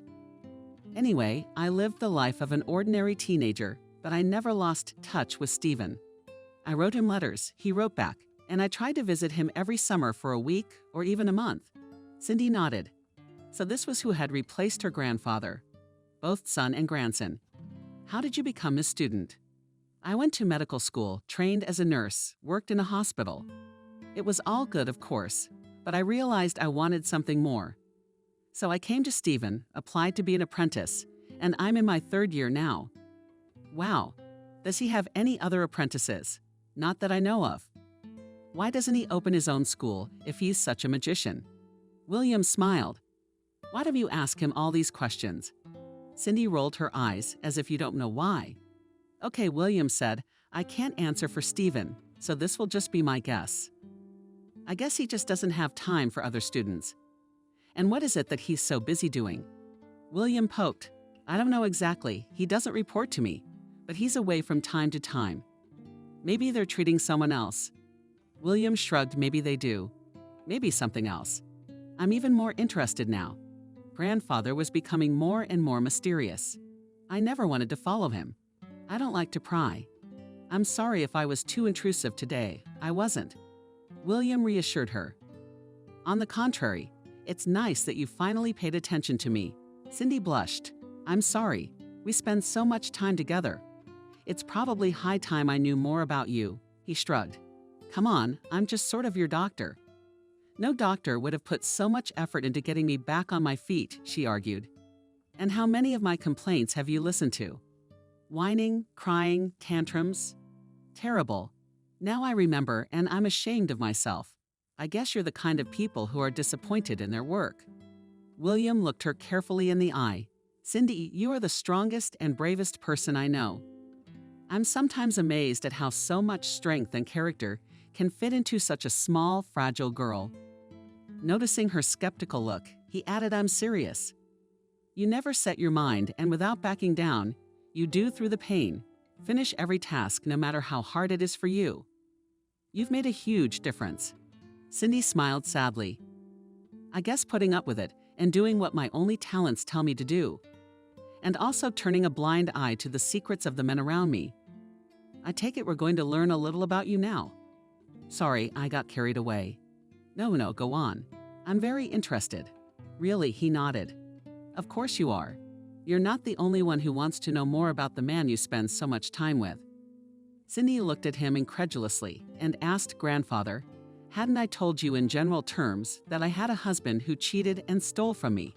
Running off with a mistress I thought was almost a friend, but something like that. But maybe you have your own version? No, it's pretty much the same thing. All I can say is that what happened was my fault. I was growing my dad's flower, which lives in a greenhouse, protecting mine from the slightest temperature fluctuations. And when Daddy was gone, I didn't know how to live. This life was completely dependent on my father, then on my husband. Now my grandfather. It's a weird trend. Well, it's only temporary. You think so? I'm sure. William nodded. Have you thought about how you'll live when you become? Cindy shrugged. To be honest, when we first started practicing, I didn't believe in it. In being able to walk, yes. Do you believe it now? I do. But I haven't thought about the future yet. I've got nothing, no job, no place to live, no money. I live here at the mercy of my grandfather. Think about the future, Cindy. It's time. After talking to William, Cindy began to think about her life. She was actually getting stronger and stronger. Every day her muscles were obeying her more and more. The day came when she was able to get out of her chair and start walking. At first, it was just a little bit of walking. So that's what you're pumping my arms and back like that for, said Cindy, resting all her weight on the metal handles. How long do I have to wait for you? Cindy said, glowering at her grandfather. Cindy smiled. His sarcasm and cynicism hadn't hurt her so much lately. Were you going somewhere today? She asked. None of your business. I asked if you were going into town. Cindy asked. I need to do some shopping there. Wow, he never admitted whether he went to town or not. That's clever, Grandpa. I can't say. So Stephen continued. Take William, go and get what you need. Cindy blushed. I'm on the move as fast as I can move, and I can barely move. So what? Is everyone going to stare at me? The grandfather sighed, rolled his eyes, walked over to his granddaughter and looked at her. Seriously, Cindy, are you still interested in other people's opinions? You've come such a long way in a few months from a helpless vegetable to practically standing on your own 2 feet, and you're thinking about someone looking at you sideways. Cindy, you had your shoulders back and looked your grandfather straight in the eye. Thank you. Suddenly she said, You're right. I don't care how anyone looks at me. He nodded with satisfaction.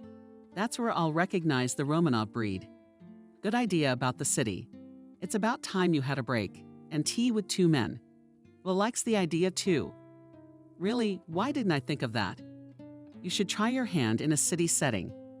It was a long drive into town, and all the while Cindy was filled with a strange excitement. Where are we going? William asked her. Well, first we'll stop at a pawn shop. Wow, you're going to rob? No, I need to sell something to make some money. William coughed embarrassingly. Actually, Stephen has earmarked the money for your expenses. Cindy smiled. That's nice of him. But I have my own. Take it to the pawn shop. She refused to let him go with her. It was scary and hard to get out of the car by herself, and slowly breast the street, shifting the walker in front of her. But at that moment, Cindy suddenly remembered her father, how he, a mere boy, had come from the countryside to the city at 17 and entered the university to become the youngest professor. And she just needed to take a few steps, ignoring the curious stares of passers-by, and hand over her earrings to a pawn shop. By the way, it turned out to be not so difficult. She even seemed to be lucky. The seller looked at her with some sympathy and offered more for the earrings than she had bargained for. But the transaction went well. William asked when she got back into the car. Cindy nodded cheerfully. More than that. Where to now? Anywhere. Where can I buy a laptop? I also have a question. Does our village have internet? Of course we do, but great. Then we're definitely buying a laptop. Cindy was quick. I needed a simple but reliable model. Tell us what you want from it and we'll pick it up, the salesman asked. I don't have a lot of requirements, Cindy replied. I want it to have good network reception. I'll also be typing on it. Maybe I'll use it for video conferencing. That's about it. Well, then you'll be fine with this one. Then he and Vovo went to a few more places. There's a group of vitamins that are hard to get from food. And you need to recover now, so we'll buy them. I have money now. I want to pay for it myself. William shook his head. I got a serious instruction on that from your grandfather. He said until you start earning money, you can't take money from him under any circumstances. All right, I'll talk to him. The young men drove back in silence. But already near the house, William asked what were you doing with the laptop. Cindy smiled slyly. Let it be my secret for now. What do you say? Re-entering the social world was like learning to walk all over again. She seemed to be making progress.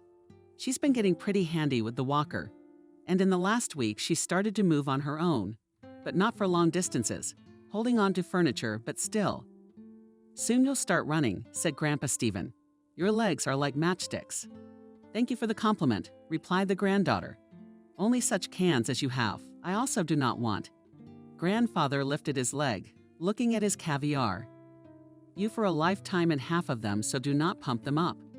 Along with learning to walk, Cindy began to relearn those very social skills. She texted the girl she socialized with the most at her old job. Tanya immediately suggested a call. Oh, Cindy, it's been a long time. It's been a long time. Costs. It cost Cindy to pick up the phone. We all went crazy when you disappeared. Then word got out about the accident, that you almost died. Cindy smiled sadly. It had been a while. But I'm recovering now. Yeah, Tanya continued.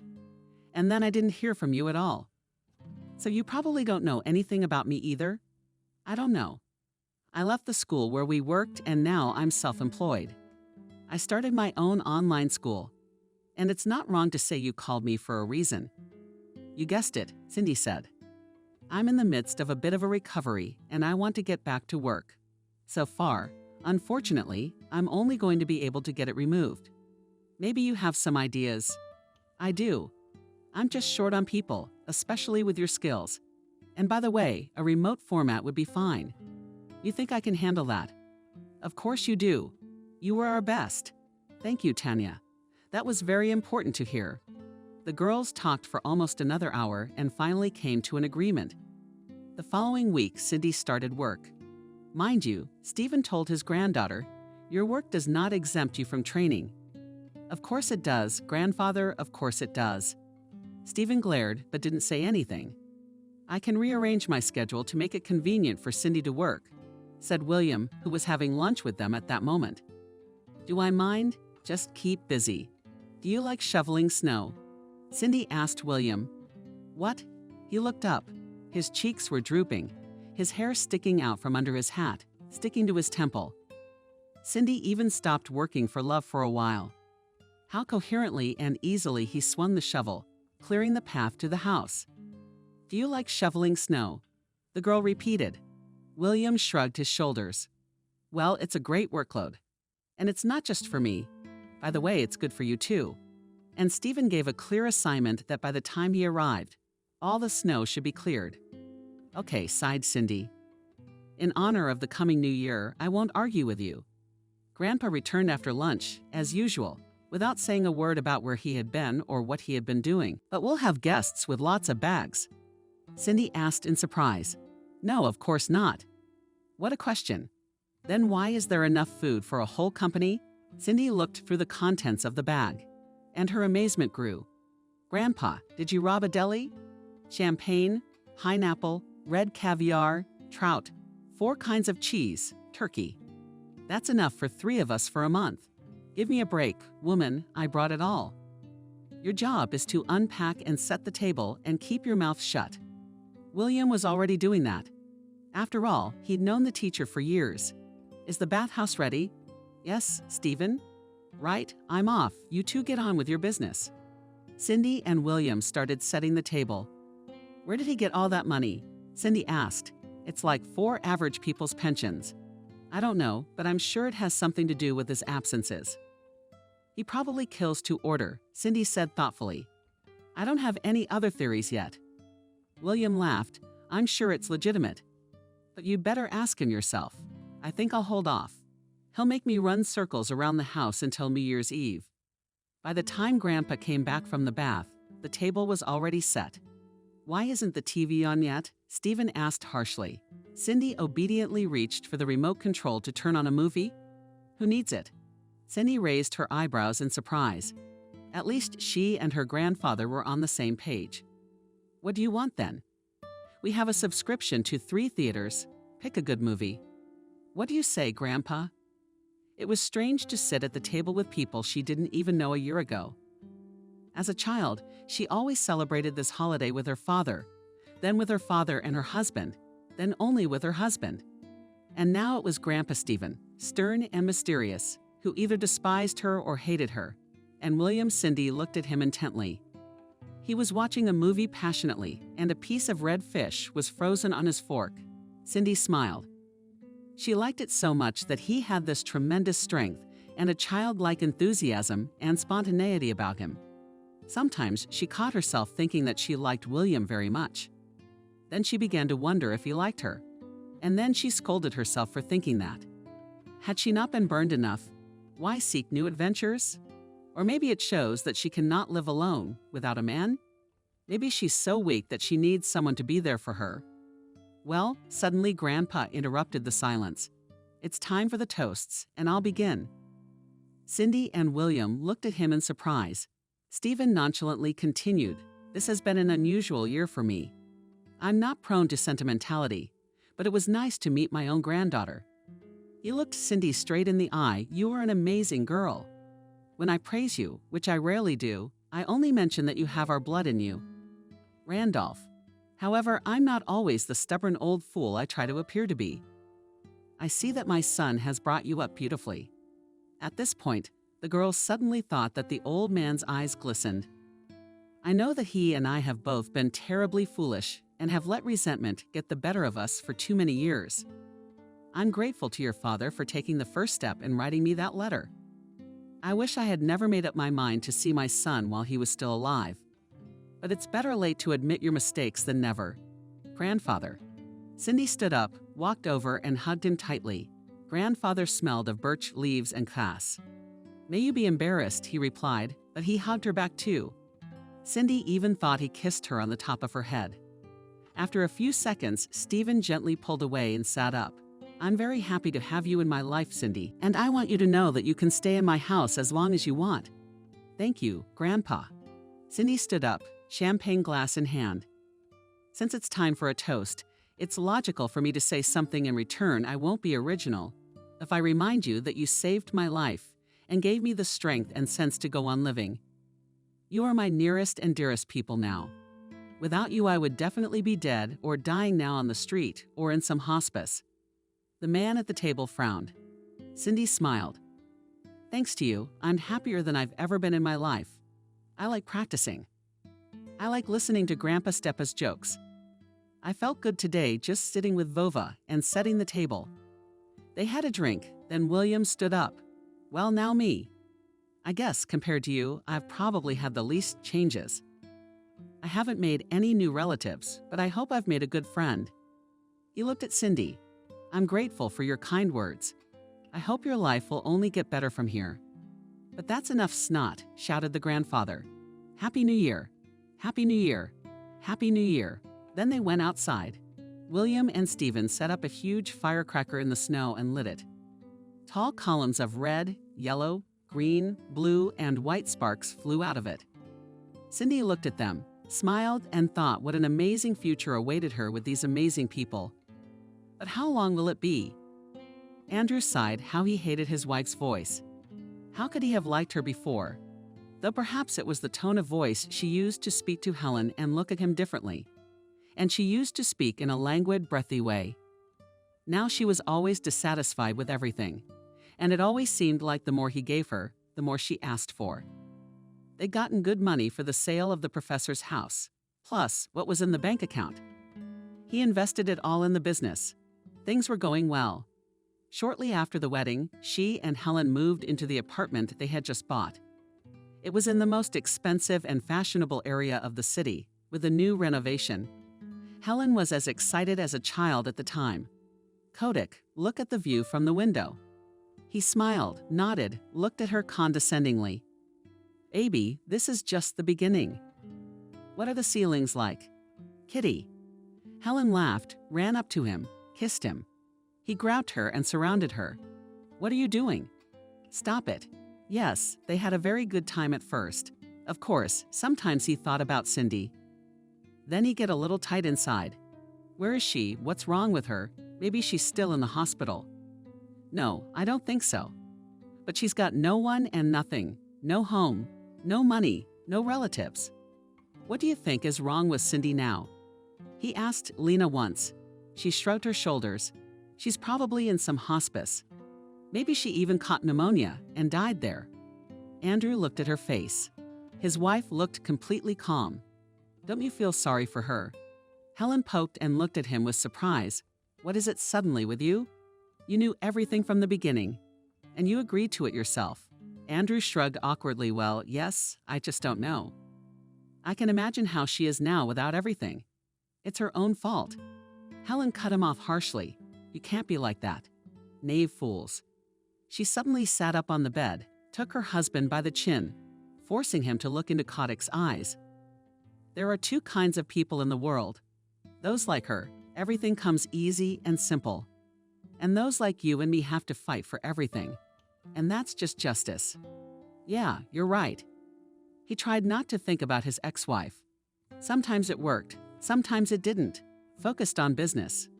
Money was a distraction, but not for long. New car, expensive watches, suits.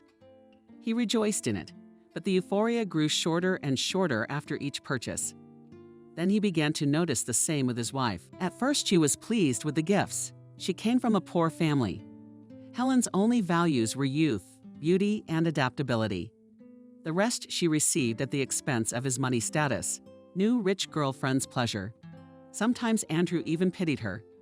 At some moments in her broke through this poor, not before affectionate girl from the province who desperately wanted a good life. In him it caused both pity and rejection. In general, she began to irritate him often. Always dissatisfied, always wanting something more. But as if she did not know what to fill the inner void.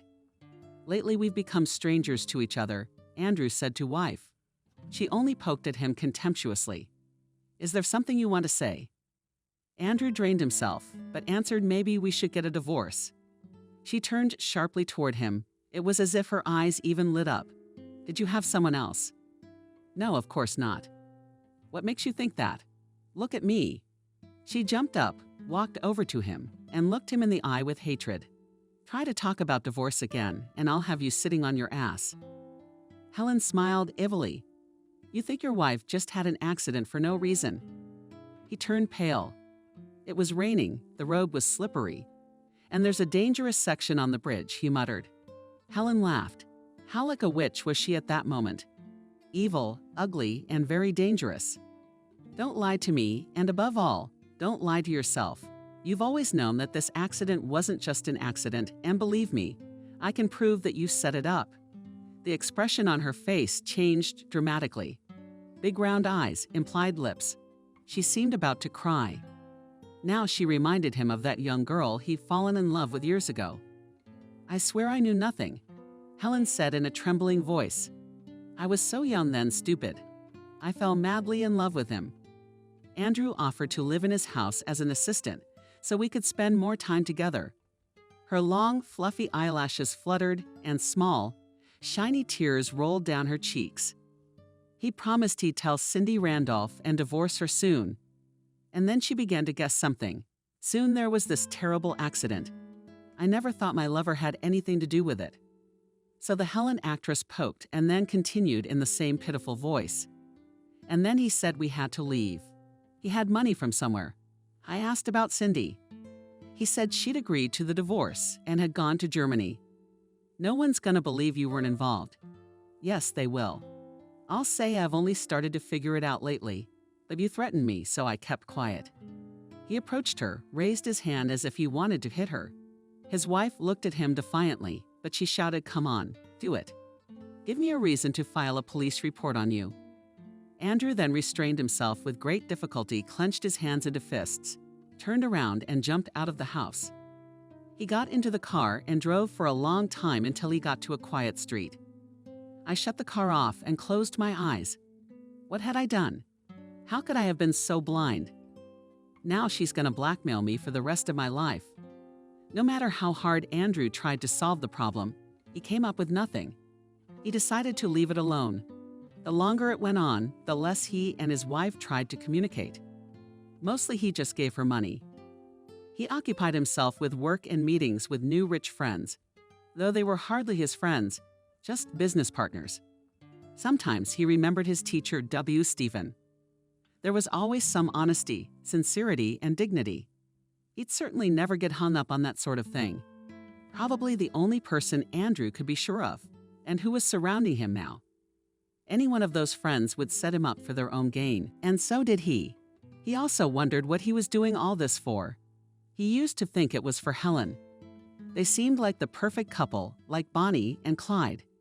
But now there's only hatred between them, and then there's money.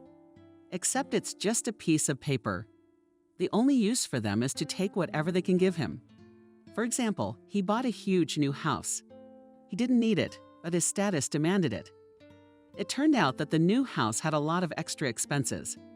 For example, he had to hire a staff of servants, a maid, a cook, a security guard, a manager, he told his wife. Helen shrugged his shoulders at the hiring. I don't know how to hire staff. She rolled her eyes. I don't know how either. You bought the house. You run it. He settled the matter. The maid was a woman in her 50s he'd hired on the recommendation of an acquaintance. The cook and the security guard found themselves on their own. Rugged, pumped up, a grandfather, hired as a cook, and an equally huge young guy as a guard. The grandfather said he could take over as manager. Andrew was fine with that. Helen liked the new house. Of course, their apartment was luxurious and comfortable, but still a house is a different scale. How nice to show it to her friends and periodically throw phrases like, "And this is our billiard room and handmade table." I don't know if it's something from Italy or if my husband didn't want to make such a big bathtub. He said the costs were crazy. And I said either the tub or we get a divorce. The girlfriends laughed. Then they all went to the gorgeous veranda to drink coffee and admire the view of the garden. "What a handsome gardener you have," Alice remarked, a tall, thin blonde. Helen waved her hand. "Yeah, my husband hired him somewhere. I think he's a security guard, but he likes to garden too. So he asked for an extra rate. I'd spend all my time on the veranda with a gardener like that," Julia said dreamily. She and Alice were like two peas in a pod. Breasts, lips, shiny hair. Only Julia was brunette. The women laughed. "Oh, come on," Helen said. "I don't do that kind of thing." The women looked at each other perplexed. "You should. Or do you still love your husband like that?" Helen lowered her eyes. "Of course I do," she said quietly. "Women, don't be ridiculous, please." "We all just love their money," Alice said. Julia nodded. "You're the youngest of us, but by their standards you're not anymore. Of course, it's good that he doesn't limit you in money, but he's probably been cheating on you for a long time." Helen felt her face grow new. He wouldn't dare. Of course, they're all so faithful and in love at first. Yeah, love to the grave and all that. Listen to the wise women, girl, and get yourself a good lover first. And this handsome security guard, the gardener, will do, and then you'll figure it out. Helen looked at the gardener. What's his name? Liam or Lance, I think. He looked nice. Okay, she would think about that later. Yes, living in a house with your own servants was definitely a new level. Helen still couldn't get used to it, as if she had finally gone from Cinderella to princess. At least she lives almost in a real castle. Helen didn't want to think about what made her live here. She also couldn't get used to the servants. All the staff hired by her husband seemed strange to her. For example, the maid was a huge, gloomy, immense-sized woman, as Helen had been described by her friend as looking as if she wanted to kill. But judging by the description, it's very colorful, chuckled the pal. And how does it do its job? Well, she seems to be doing a good job. Well, don't worry. Then all the more reason not to cut your husband down. Trust me, that's a huge advantage. I hadn't thought of that. You should have. She scares me a little bit, Helen admitted. Sometimes I think she can't even talk. Believe me, darling, that's fine. Why would you want to listen to her babble? Really, why? Helen replied, confused. But even more than the maid, she was intimidated by her grandfather, who was both cook and manager. Although he must have looked about 70 years old, he seemed very powerful. Sometimes Helen felt as if he was living through her with his gaze, as if he could read her mind. His cooking was unparalleled, though. It was quite unclear what spices the old cook used. The flavor of most of the dishes seemed unfamiliar, but it was delicious. He was a good manager, too. After a while, Helen began to notice strange things. For example, one morning she smelled jasmine in the house. She hated jasmine, but it was for a simple reason. Cindy Randolph loved jasmine tea. Her perfume had a hint of jasmine in it. Even the air freshener in the restroom had a jasmine scent. Every morning, Helen would make her mistress that hated tea, although she had no negative feelings towards jasmine before. But after what happened, every time she smelled the notes of jasmine, the image of her husband's first wife came into her mind. Even in her mind, she called her Cindy Randolph, always so airy and innocent, out of this world. She'd go out on the veranda in the morning, put on her white lace dress, ask Helen to make jasmine tea, and turn on the gramophone. And more often than not the same record. The late professor had collected them all his life, and his daughter would listen to them periodically. How did this annoy Helen? Why was she so stupid and unaware of the world? Everything came so easily. Her father had provided everything, then handed it over to her husband to take care of. She didn't even have to work, but she, Helen, had to get everything on her own. Her father was an alcoholic, her mother a cleaner. They were always short of money. Helen went to all sorts of lengths to look her best. She carried her mother's cosmetics, went through her old clothes from the age of 13, started to howl at the market stalls, carried lipstick, nail polish, pantyhose, tops. The biggest thing she managed to steal was a pair of jeans. Still, no matter what she did, she couldn't compare to the kind of daddy's little girls who took for granted what she'd worked so hard to get, and she'd almost forgotten about it. But the smell of jasmine seemed to bring her back to a time when she had put everything on the line to win this life. Helen paced around the house, trying to find the source. It was hardly a perfume. The only other woman besides her in the house is the maid. She doesn't seem to use anything at all. Freshening air is also unlikely, but it's worth checking, or maybe it's something from the cleaning products. Tell me, Helen asked the maid, do we have anything at home that smells like jasmine and cleaning products or freshen the hive? It's just that I'm allergic to it. No, Helen, she replied sternly. All allergen and odorless scented candles and sticks, just like you ordered. Pomegranate, peppermint. Thank you, I got it. The next place we looked was the kitchen. There was a grim chef cutting salad. Good morning, Helen said cautiously. The grandfather glared at her. Hello, what would you like for breakfast? I don't care.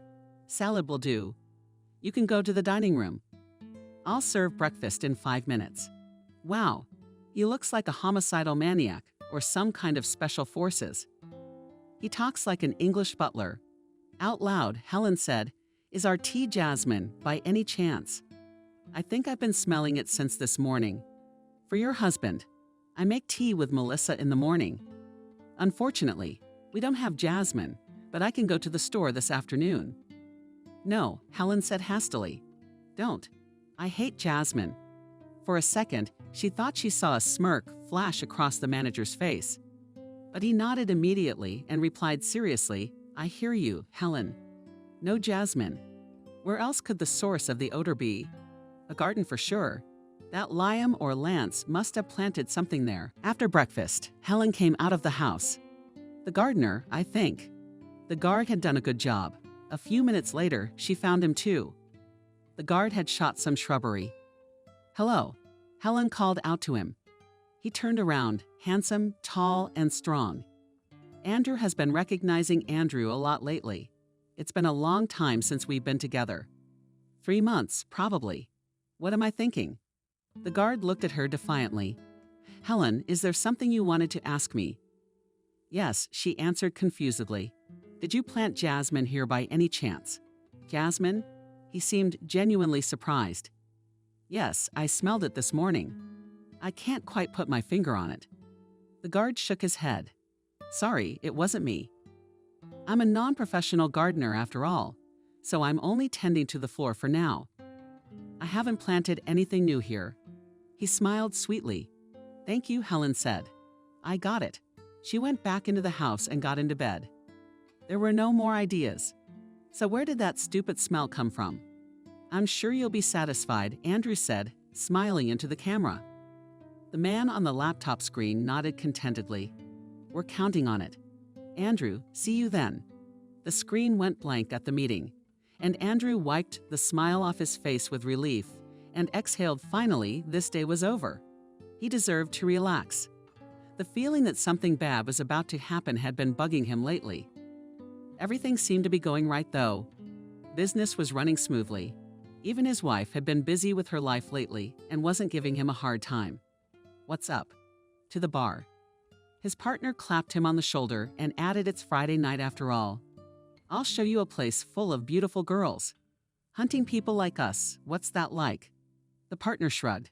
"The rich ones, and they hunt us." "Well, were you born yesterday?" "Sure, you can see them from a mile away. They're young, beautiful. Once they're touched, they devour you with their eyes."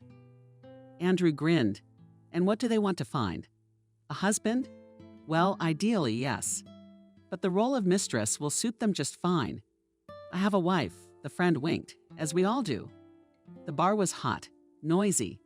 Of course, they had a VIP table, partitioned off with sheer, shimmering curtains and equipped with a separate air conditioner. It was cool there and had a view of the rest of the bar. Andrew leaned back blissfully in the leather chair and took a large sip of whiskey. They had been sitting here for the second hour. He was already relaxed, and the heaviness of the previous week seemed to dissolve into a glass of ice. Enough of just sitting around. And what's wrong with that? "Me too. But we came here for a reason. I don't know what you want." "Don't be stupid, partner. It's time to meet the girls. Look who's sitting there." He drunkenly woke up and pointed his finger at 2 girls. A slender blonde in a bright red dress and sat with a friend. The latter was shorter in stature. Ryzenko was a little fuller, but still very attractive. "What do you think of her? And look to the left. What are you doing?" "There are 4 of them." "So what? You don't think we can do it?" My friend drunkenly giggled. He splashed whiskey on his pants. "You're upset." He looked at the pop-up stain. "Let's go to the first one," Andrew suggested. "Where's the blonde in the red dress?" He raised his head and suddenly froze. "I found something better. Look at her." Apparently, just Andrew looked in the direction and froze. There was a girl looking right at him. Thick, shiny black hair was styled in a flawless bob. Huge green eyes were eye-aligned. Dressed in an off-white suit, Cindy whispered in surprise to him, "What did we get, friend?" He suddenly staggered and fell right on Andrew.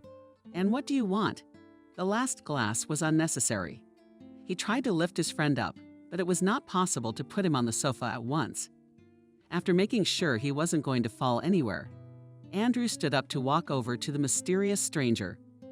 He glanced over to where she was sitting, but the table was already empty. Was it just a vision? No, he definitely saw his ex-wife. It was her. Maybe she moved. He made his way through the crowd. No, Cindy wasn't at the bar. She'd gone outside. Several tipsy men were smoking near the entrance. After looking around confused, Andrew returned to the bar.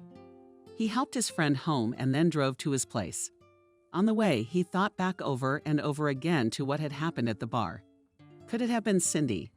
The girl at the bar had looked perfectly healthy. At the hospital, they'd made it clear that his wife would never walk again. And there was little chance she'd live long after that without proper care.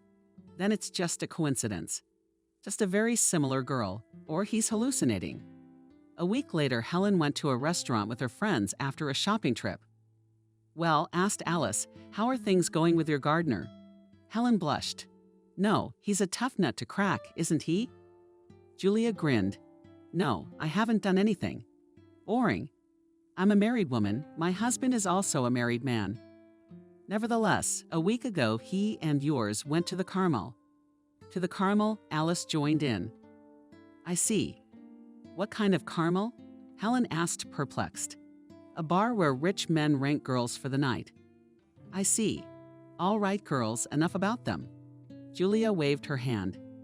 Let's talk about the good stuff. We're having a charity party in a week. Everyone's already gotten invitations. What kind of party? Helen asked. Julia shrugged. It's something about helping some people affected by something I don't remember. Isn't it? Alice interrupted her. The main thing is to come with your husband in a beautiful dress. Listen to the representatives of the charity fund for half an hour. Make a contribution, and then you can have fun. Yeah, these nights are always memorable. Helen, you and your husband should definitely be there. The girl shook her head doubtfully. I'm not sure I want to spend the whole evening with him. You don't have to. You can sit together at the presentation, and then everyone can have as much fun as they want. All right, I will. Back home, Helen decided to look in the garden. Liam was cutting something again. Hello, she said to him. Hello, Helen. What are you doing? Under the new bushes, I see. Helen walked carefully around him and smiled playfully. Probably any other man would have started to realize everything by now, but Liam only smiled politely. Then she decided to act directly. You're on duty today, aren't you? Yes, keep me company at dinner. The offer, it turned out, surprised him. I'm sorry, perhaps that would be inappropriate. I'm asking, she made the most innocent eyes. All right then. Helen, I'll be there. She let the manager go early in the evening. He kicked his wolf eyes at her again, but said nothing. Helen was worried. Strange when she was having an affair under Cindy's nose. It wasn't scary like that. On the contrary, it was funny to watch the knave professor's daughter suspect nothing. And now Helen was suddenly doubtful. All right, she said to her reflection in the mirror. Enough, I need new impressions. Especially Andrew is the first to start. She set the table herself and barely finished, cautious footsteps sounded behind her. Helen turned around. I'm glad you came. I couldn't help but come. Helen, just call me Helen. At least until no one else is here. All right, they sat down at the table and started dinner. Tell me about yourself, Helen asked. Where did you go to school before?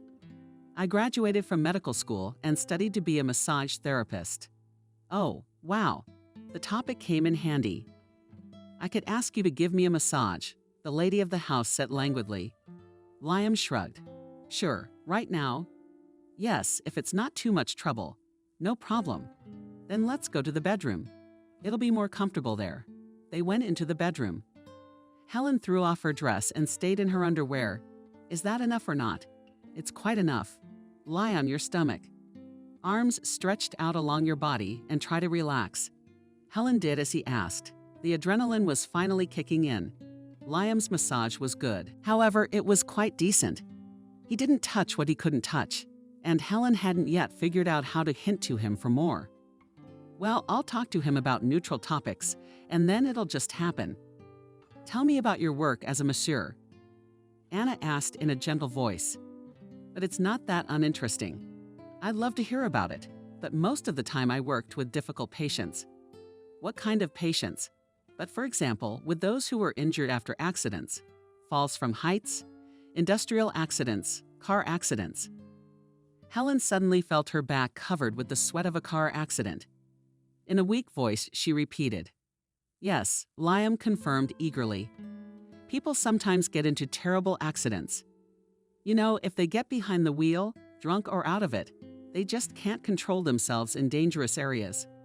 Like bridges." "Yes," Helen repeated quietly, "bridges." In the ensuing silence, the phone suddenly rang. "Oh, sorry, it's my security guard looked at the screen. The alarm has gone off. What does that mean?" "Possible trespassing." "I'm sorry, I'll have to check. He's gone." Helen sat on the bed and threw on a robe. She was shaking all over. "It's just a coincidence. It's just a coincidence. It's just a coincidence." After all, it wasn't like Liam had said anything wrong. It just turned out that he was a massage therapist who worked with people who had survived car accidents. It's not that uncommon. It's just that her brain is releasing this information out of fear. If she pushed someone from a height, she'd have noticed that part of his sentence. Enough to think about, of course. And the continuation of the evening with the guard could be forgotten. She would remember the accident every time she looked at him. She was with Andrew at the crash site. Cindy had already been taken to the hospital. She and Andrew were on their way home. They stopped at the bridge, went downstairs, while the wives.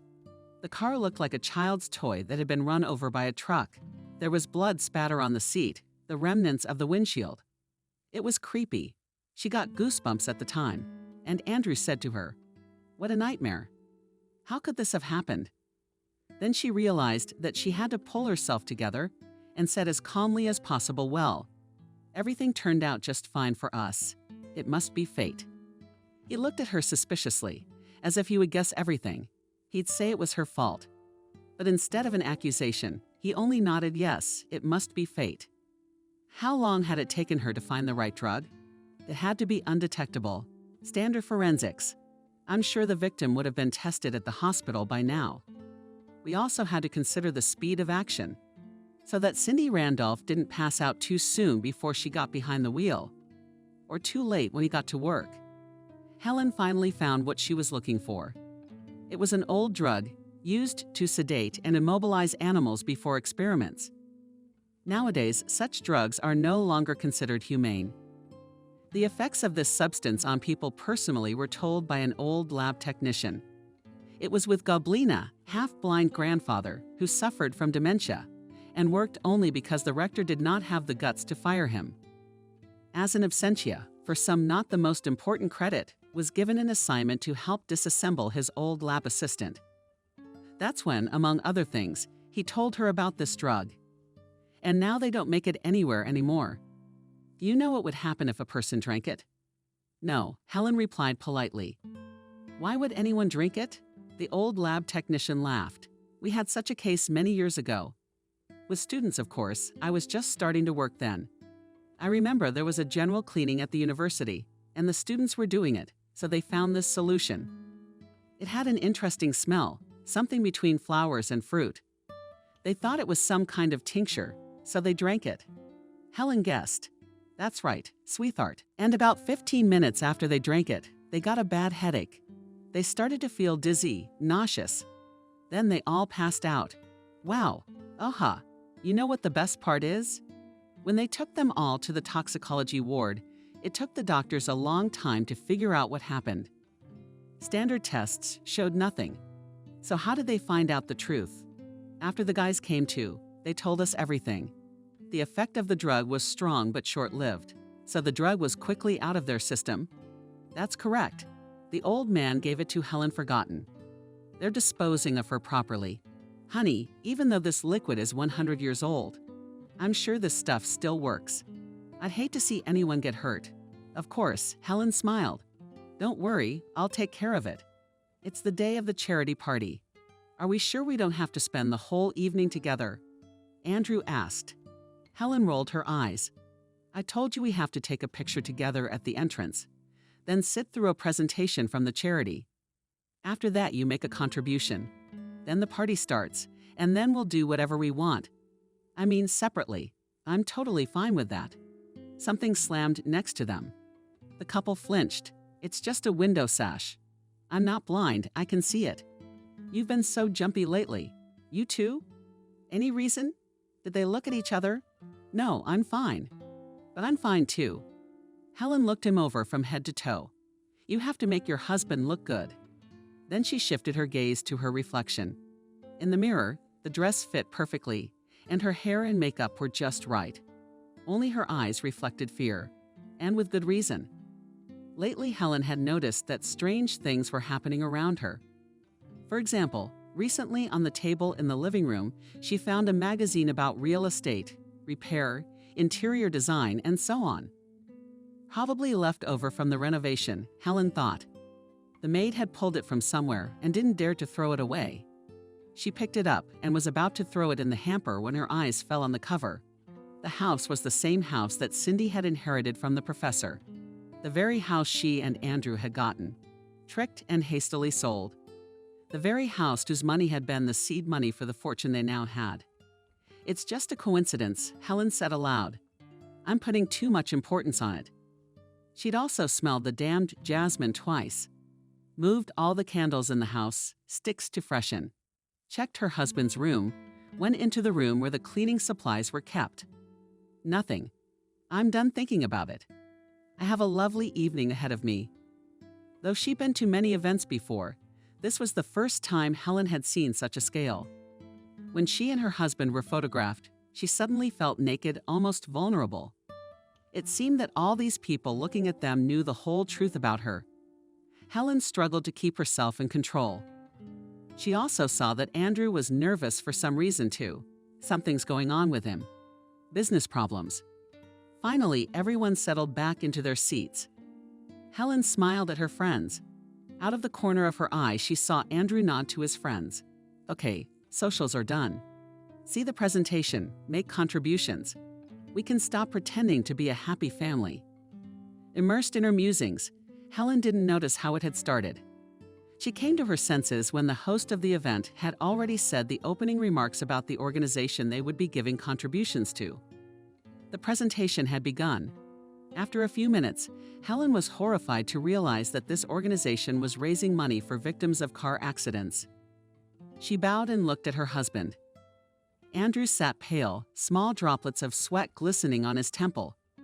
So I'm not the only one thinking about this right now. The thought made me feel better for some reason. But it couldn't be a coincidence. And if it wasn't a coincidence, what was it? Let's look at what kind of trauma a particular incident can cause. The screen flashed with images of a car driving along a forest road, picking up speed. Helen thought that the driver's head flashed through the window of the car. A girl with black hair. The car flew off the bridge and fell into the river. It happened so suddenly that the people sitting in the audience gasped. The following injuries can be sustained in this accident: broken forearms, broken femurs, broken pelvic bones, and ruptured spleen. There is also a high probability of serious damage to the spine. Helen sighed convulsively. She was short of breath. She really wanted to get up and leave. You can't. She couldn't. What would they think of me? She turned her head and looked at her husband. He looked even worse. Pale, wet, he stared straight ahead and seemed to be concentrating all his efforts on not fainting. Finally, the presentation was over. Don't forget to make a contribution, muttered Helen Andrew.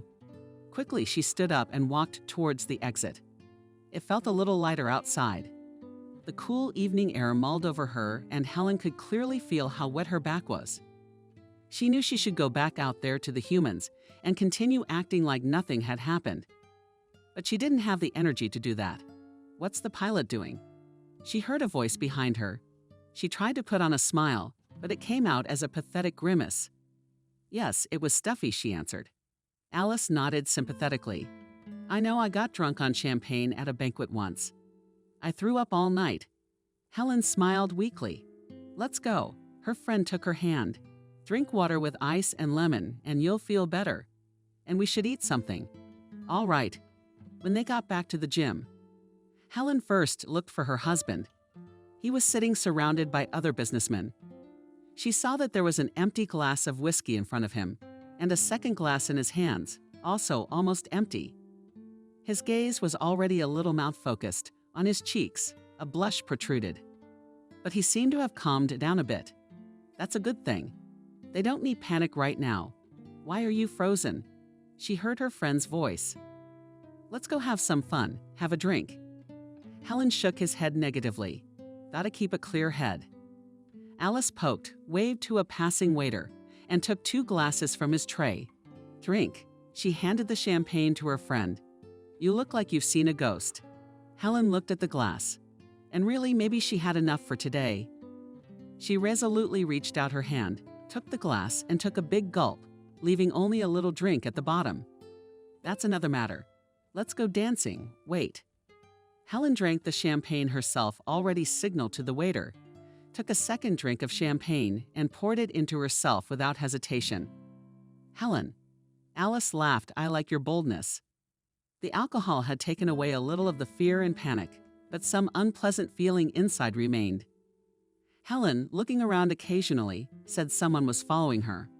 She drank, danced with her friends, even tried to flirt with the waiters, but still felt a growing inner tension. Okay, friend, let's step back. Helen obediently nodded and allowed her friend to lead her away. They sat down in the corner on some sort of couch, away from the crowd of drunk people, cheering people up. What's going on with you? I can see you're a nervous wreck, and not just tonight, but lately. Helen looked at Alice. She was used to these women always being spectacular, cynical, and carefree. And this one was now looking at her in a truly sincere, caring way.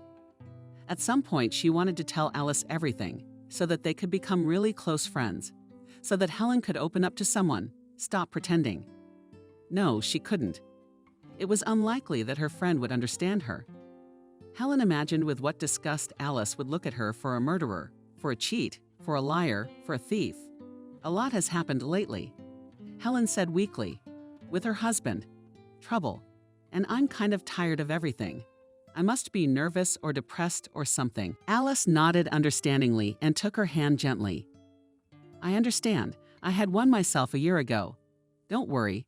I'll text you the number of my therapist tomorrow. He'll help you. And if you're not ready yet, you should at least just rest. Go somewhere in the Maldives, Bali, or even Turkey. Live there for a week in the sea to swim in the flirt with the bartender will drive. And that pail is quite accurate, said Helen.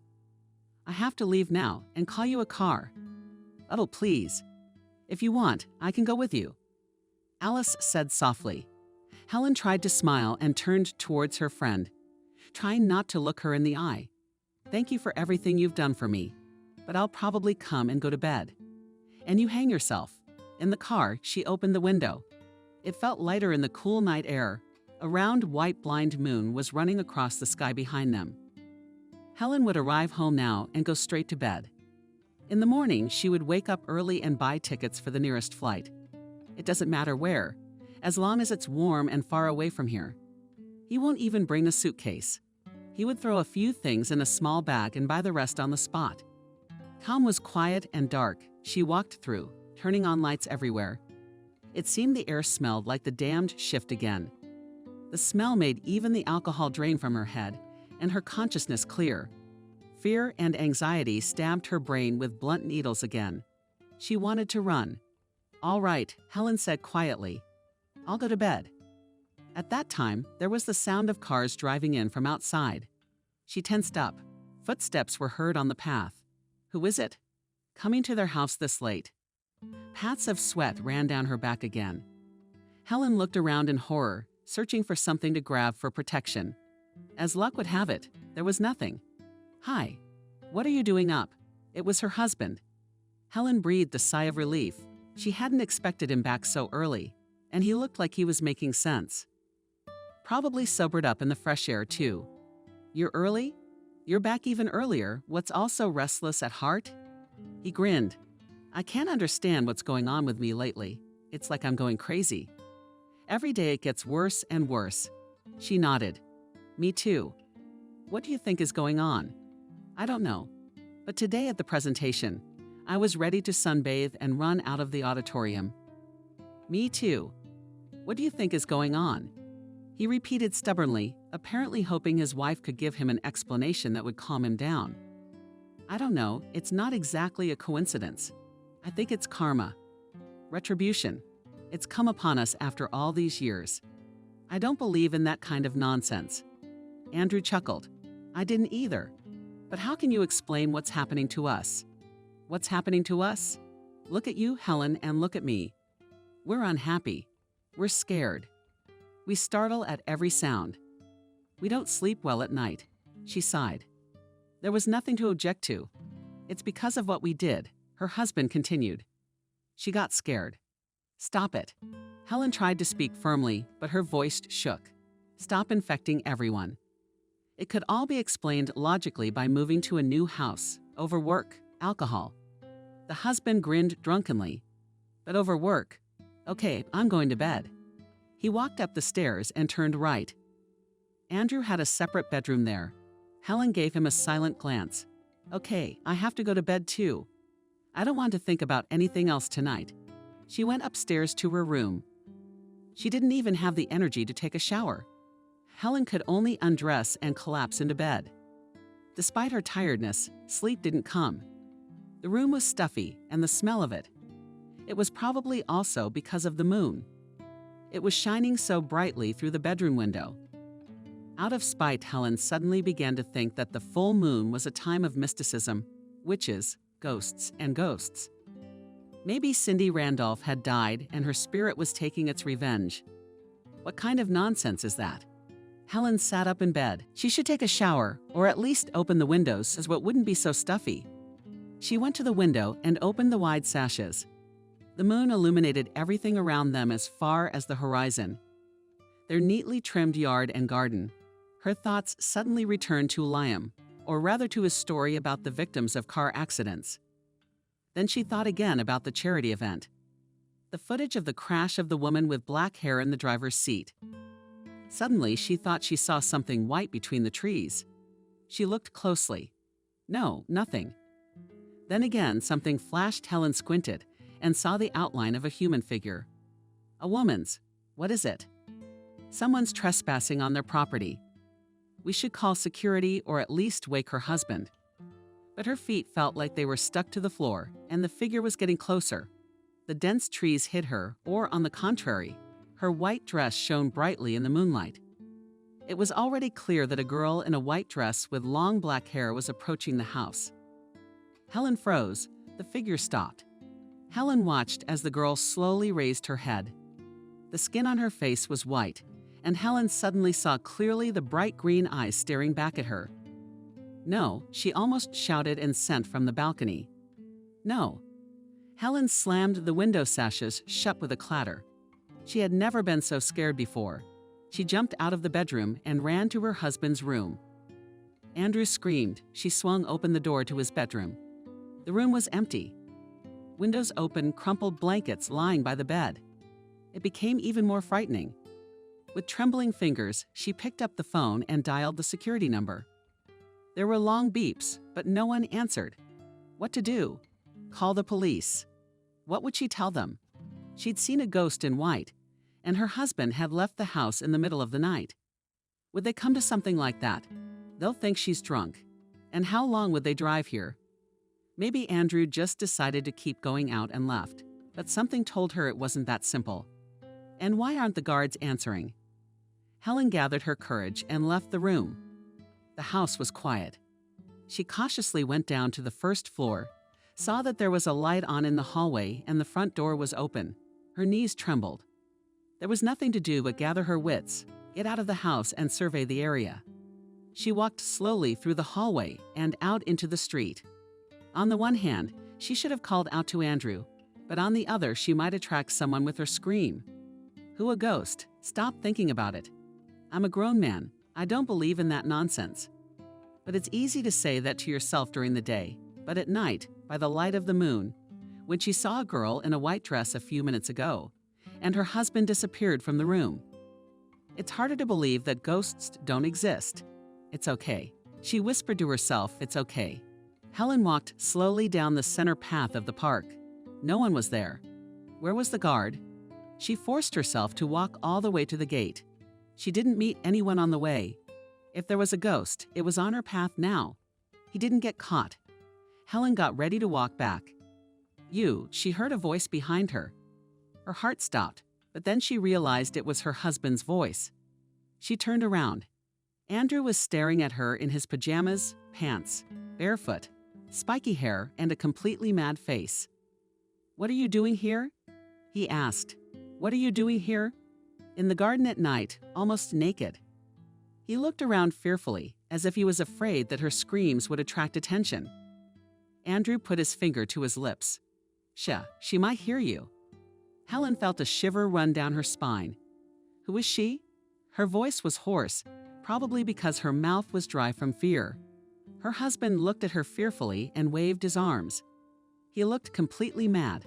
"Let's go inside," Helen suggested in a trembling voice. "Yes," the husband replied absent-mindedly. "I hope she won't get there." The mistress of the house wrapped her arms around herself. Only now she noticed that she had run out in her nightgown. She must look as ridiculous as her husband. At least it's a good thing no one can see them or is seeing them. "Do you know where our guard is?" Helen asked as they walked toward the house. The husband shrugged indifferently. Probably she killed him, or put him to sleep, or had his ox sucked out by a hypnotist. The soul. I don't know. Anyway, stop it, Helen said sharply. The hair on the back of her neck stirred, though. It was a little easier at home. She locked the door and followed her husband into the kitchen. He was already pouring himself a whiskey. "Do you want a splash?" he asked carelessly. She nodded. "What was that?" Helen asked. "What did you see?" He drank in the indifferent look, stared somewhere in the wall and shrugged. "I don't know, Helen, a ghost." "A ghost, a hallucination." In a hoarse voice, she clarified Cindy Randolph. Her husband nodded doomedly and asked, "Did you see her too?" "I don't know, but there was a girl in a white dress with black hair in our garden. It might have just been someone trespassing on our property." He frowned. "Helen, don't kid yourself. You know perfectly well what we saw." She turned pale. "It can't be. It's a hoax." He poked. "Yes, these are our buddies who know we killed my ex-wife. Thought it was a joke." He raised his head and looked at Helen with a suddenly sober gaze. "Except that no one knows about it but us. Don't be ridiculous. First of all, we didn't kill her. It's the same as killing her." "Andrew, stop talking about it." He laughed hoarsely. "Do you have any other explanation for what's been happening to us for the last month?" They were silent. They drank another glass. The house was quiet. And then suddenly there was a click. Helen suddenly realized that it was the front door opening. The fresh night air rushed into the kitchen, laced with the lingering scent of jasmine. There was that damned smell again. Andrew groaned and wrapped his arms around his head.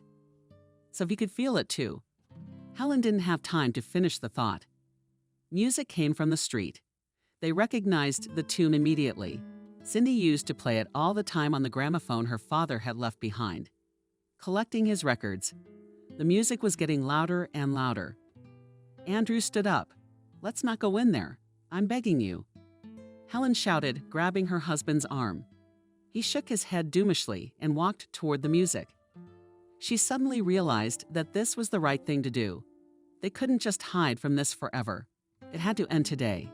Together now, they walked outside. The moon still flooded the garden with light.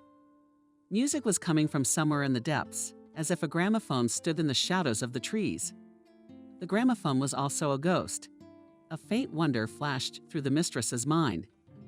She and her husband walked slowly, doomed, as if they were going to an execution. Helen was hardly even surprised when, at the back of the garden, she saw a girl with long black hair letting loose past her shoulders. In a white long dress, with an equally white face, barefoot.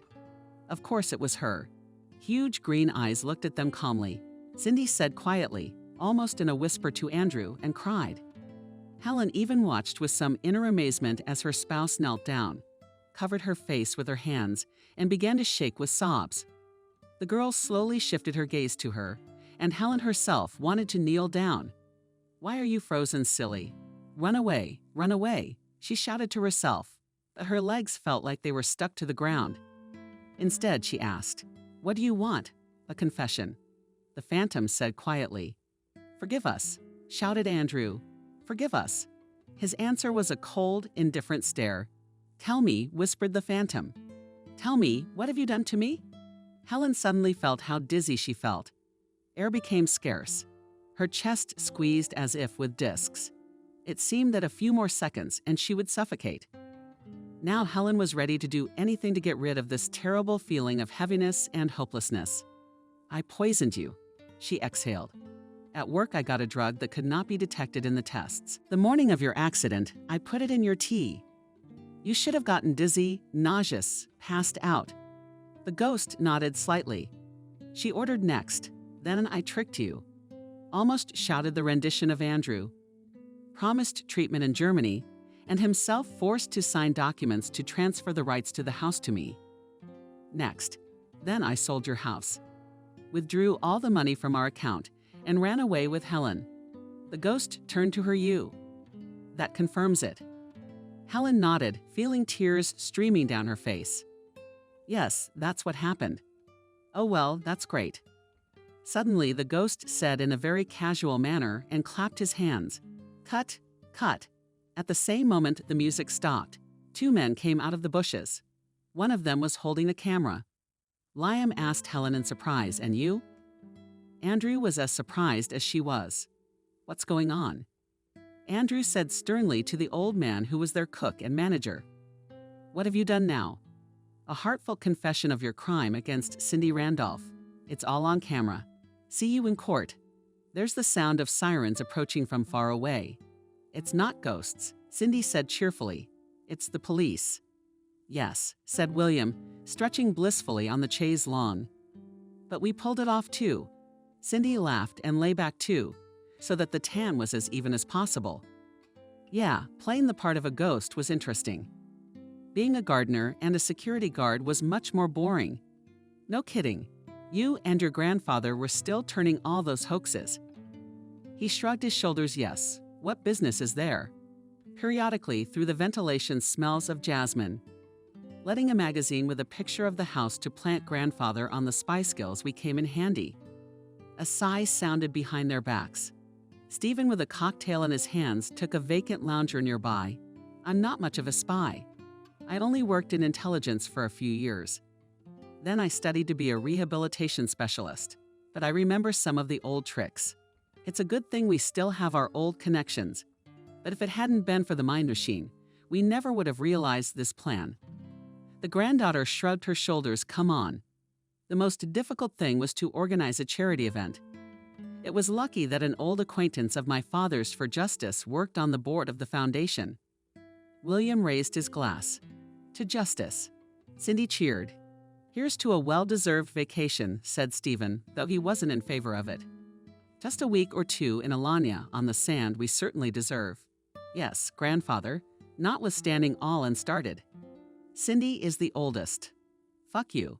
Not the least bit offended by it. Try it. At the same time, a cook and a special agent undercover to work, and also to restrain themselves, so that in a dream of these creeps do not strangle." But grandfather Cindy affectionately took him by the hand. "You're my gold, professional. Or else." After half an hour, Stephen got up. "Okay, young people, rest, and I'll go swimming in the pool." Cindy looked at him and turned to William. "So Helen tried to seduce you too?" William raised his eyebrows. "What do I hear in your voice? Jealousy, perhaps." "You know that," William said fondly and ran his thumb over her cheek. "I only want you, I know," she said softly and kissed him. "Shall we get married?"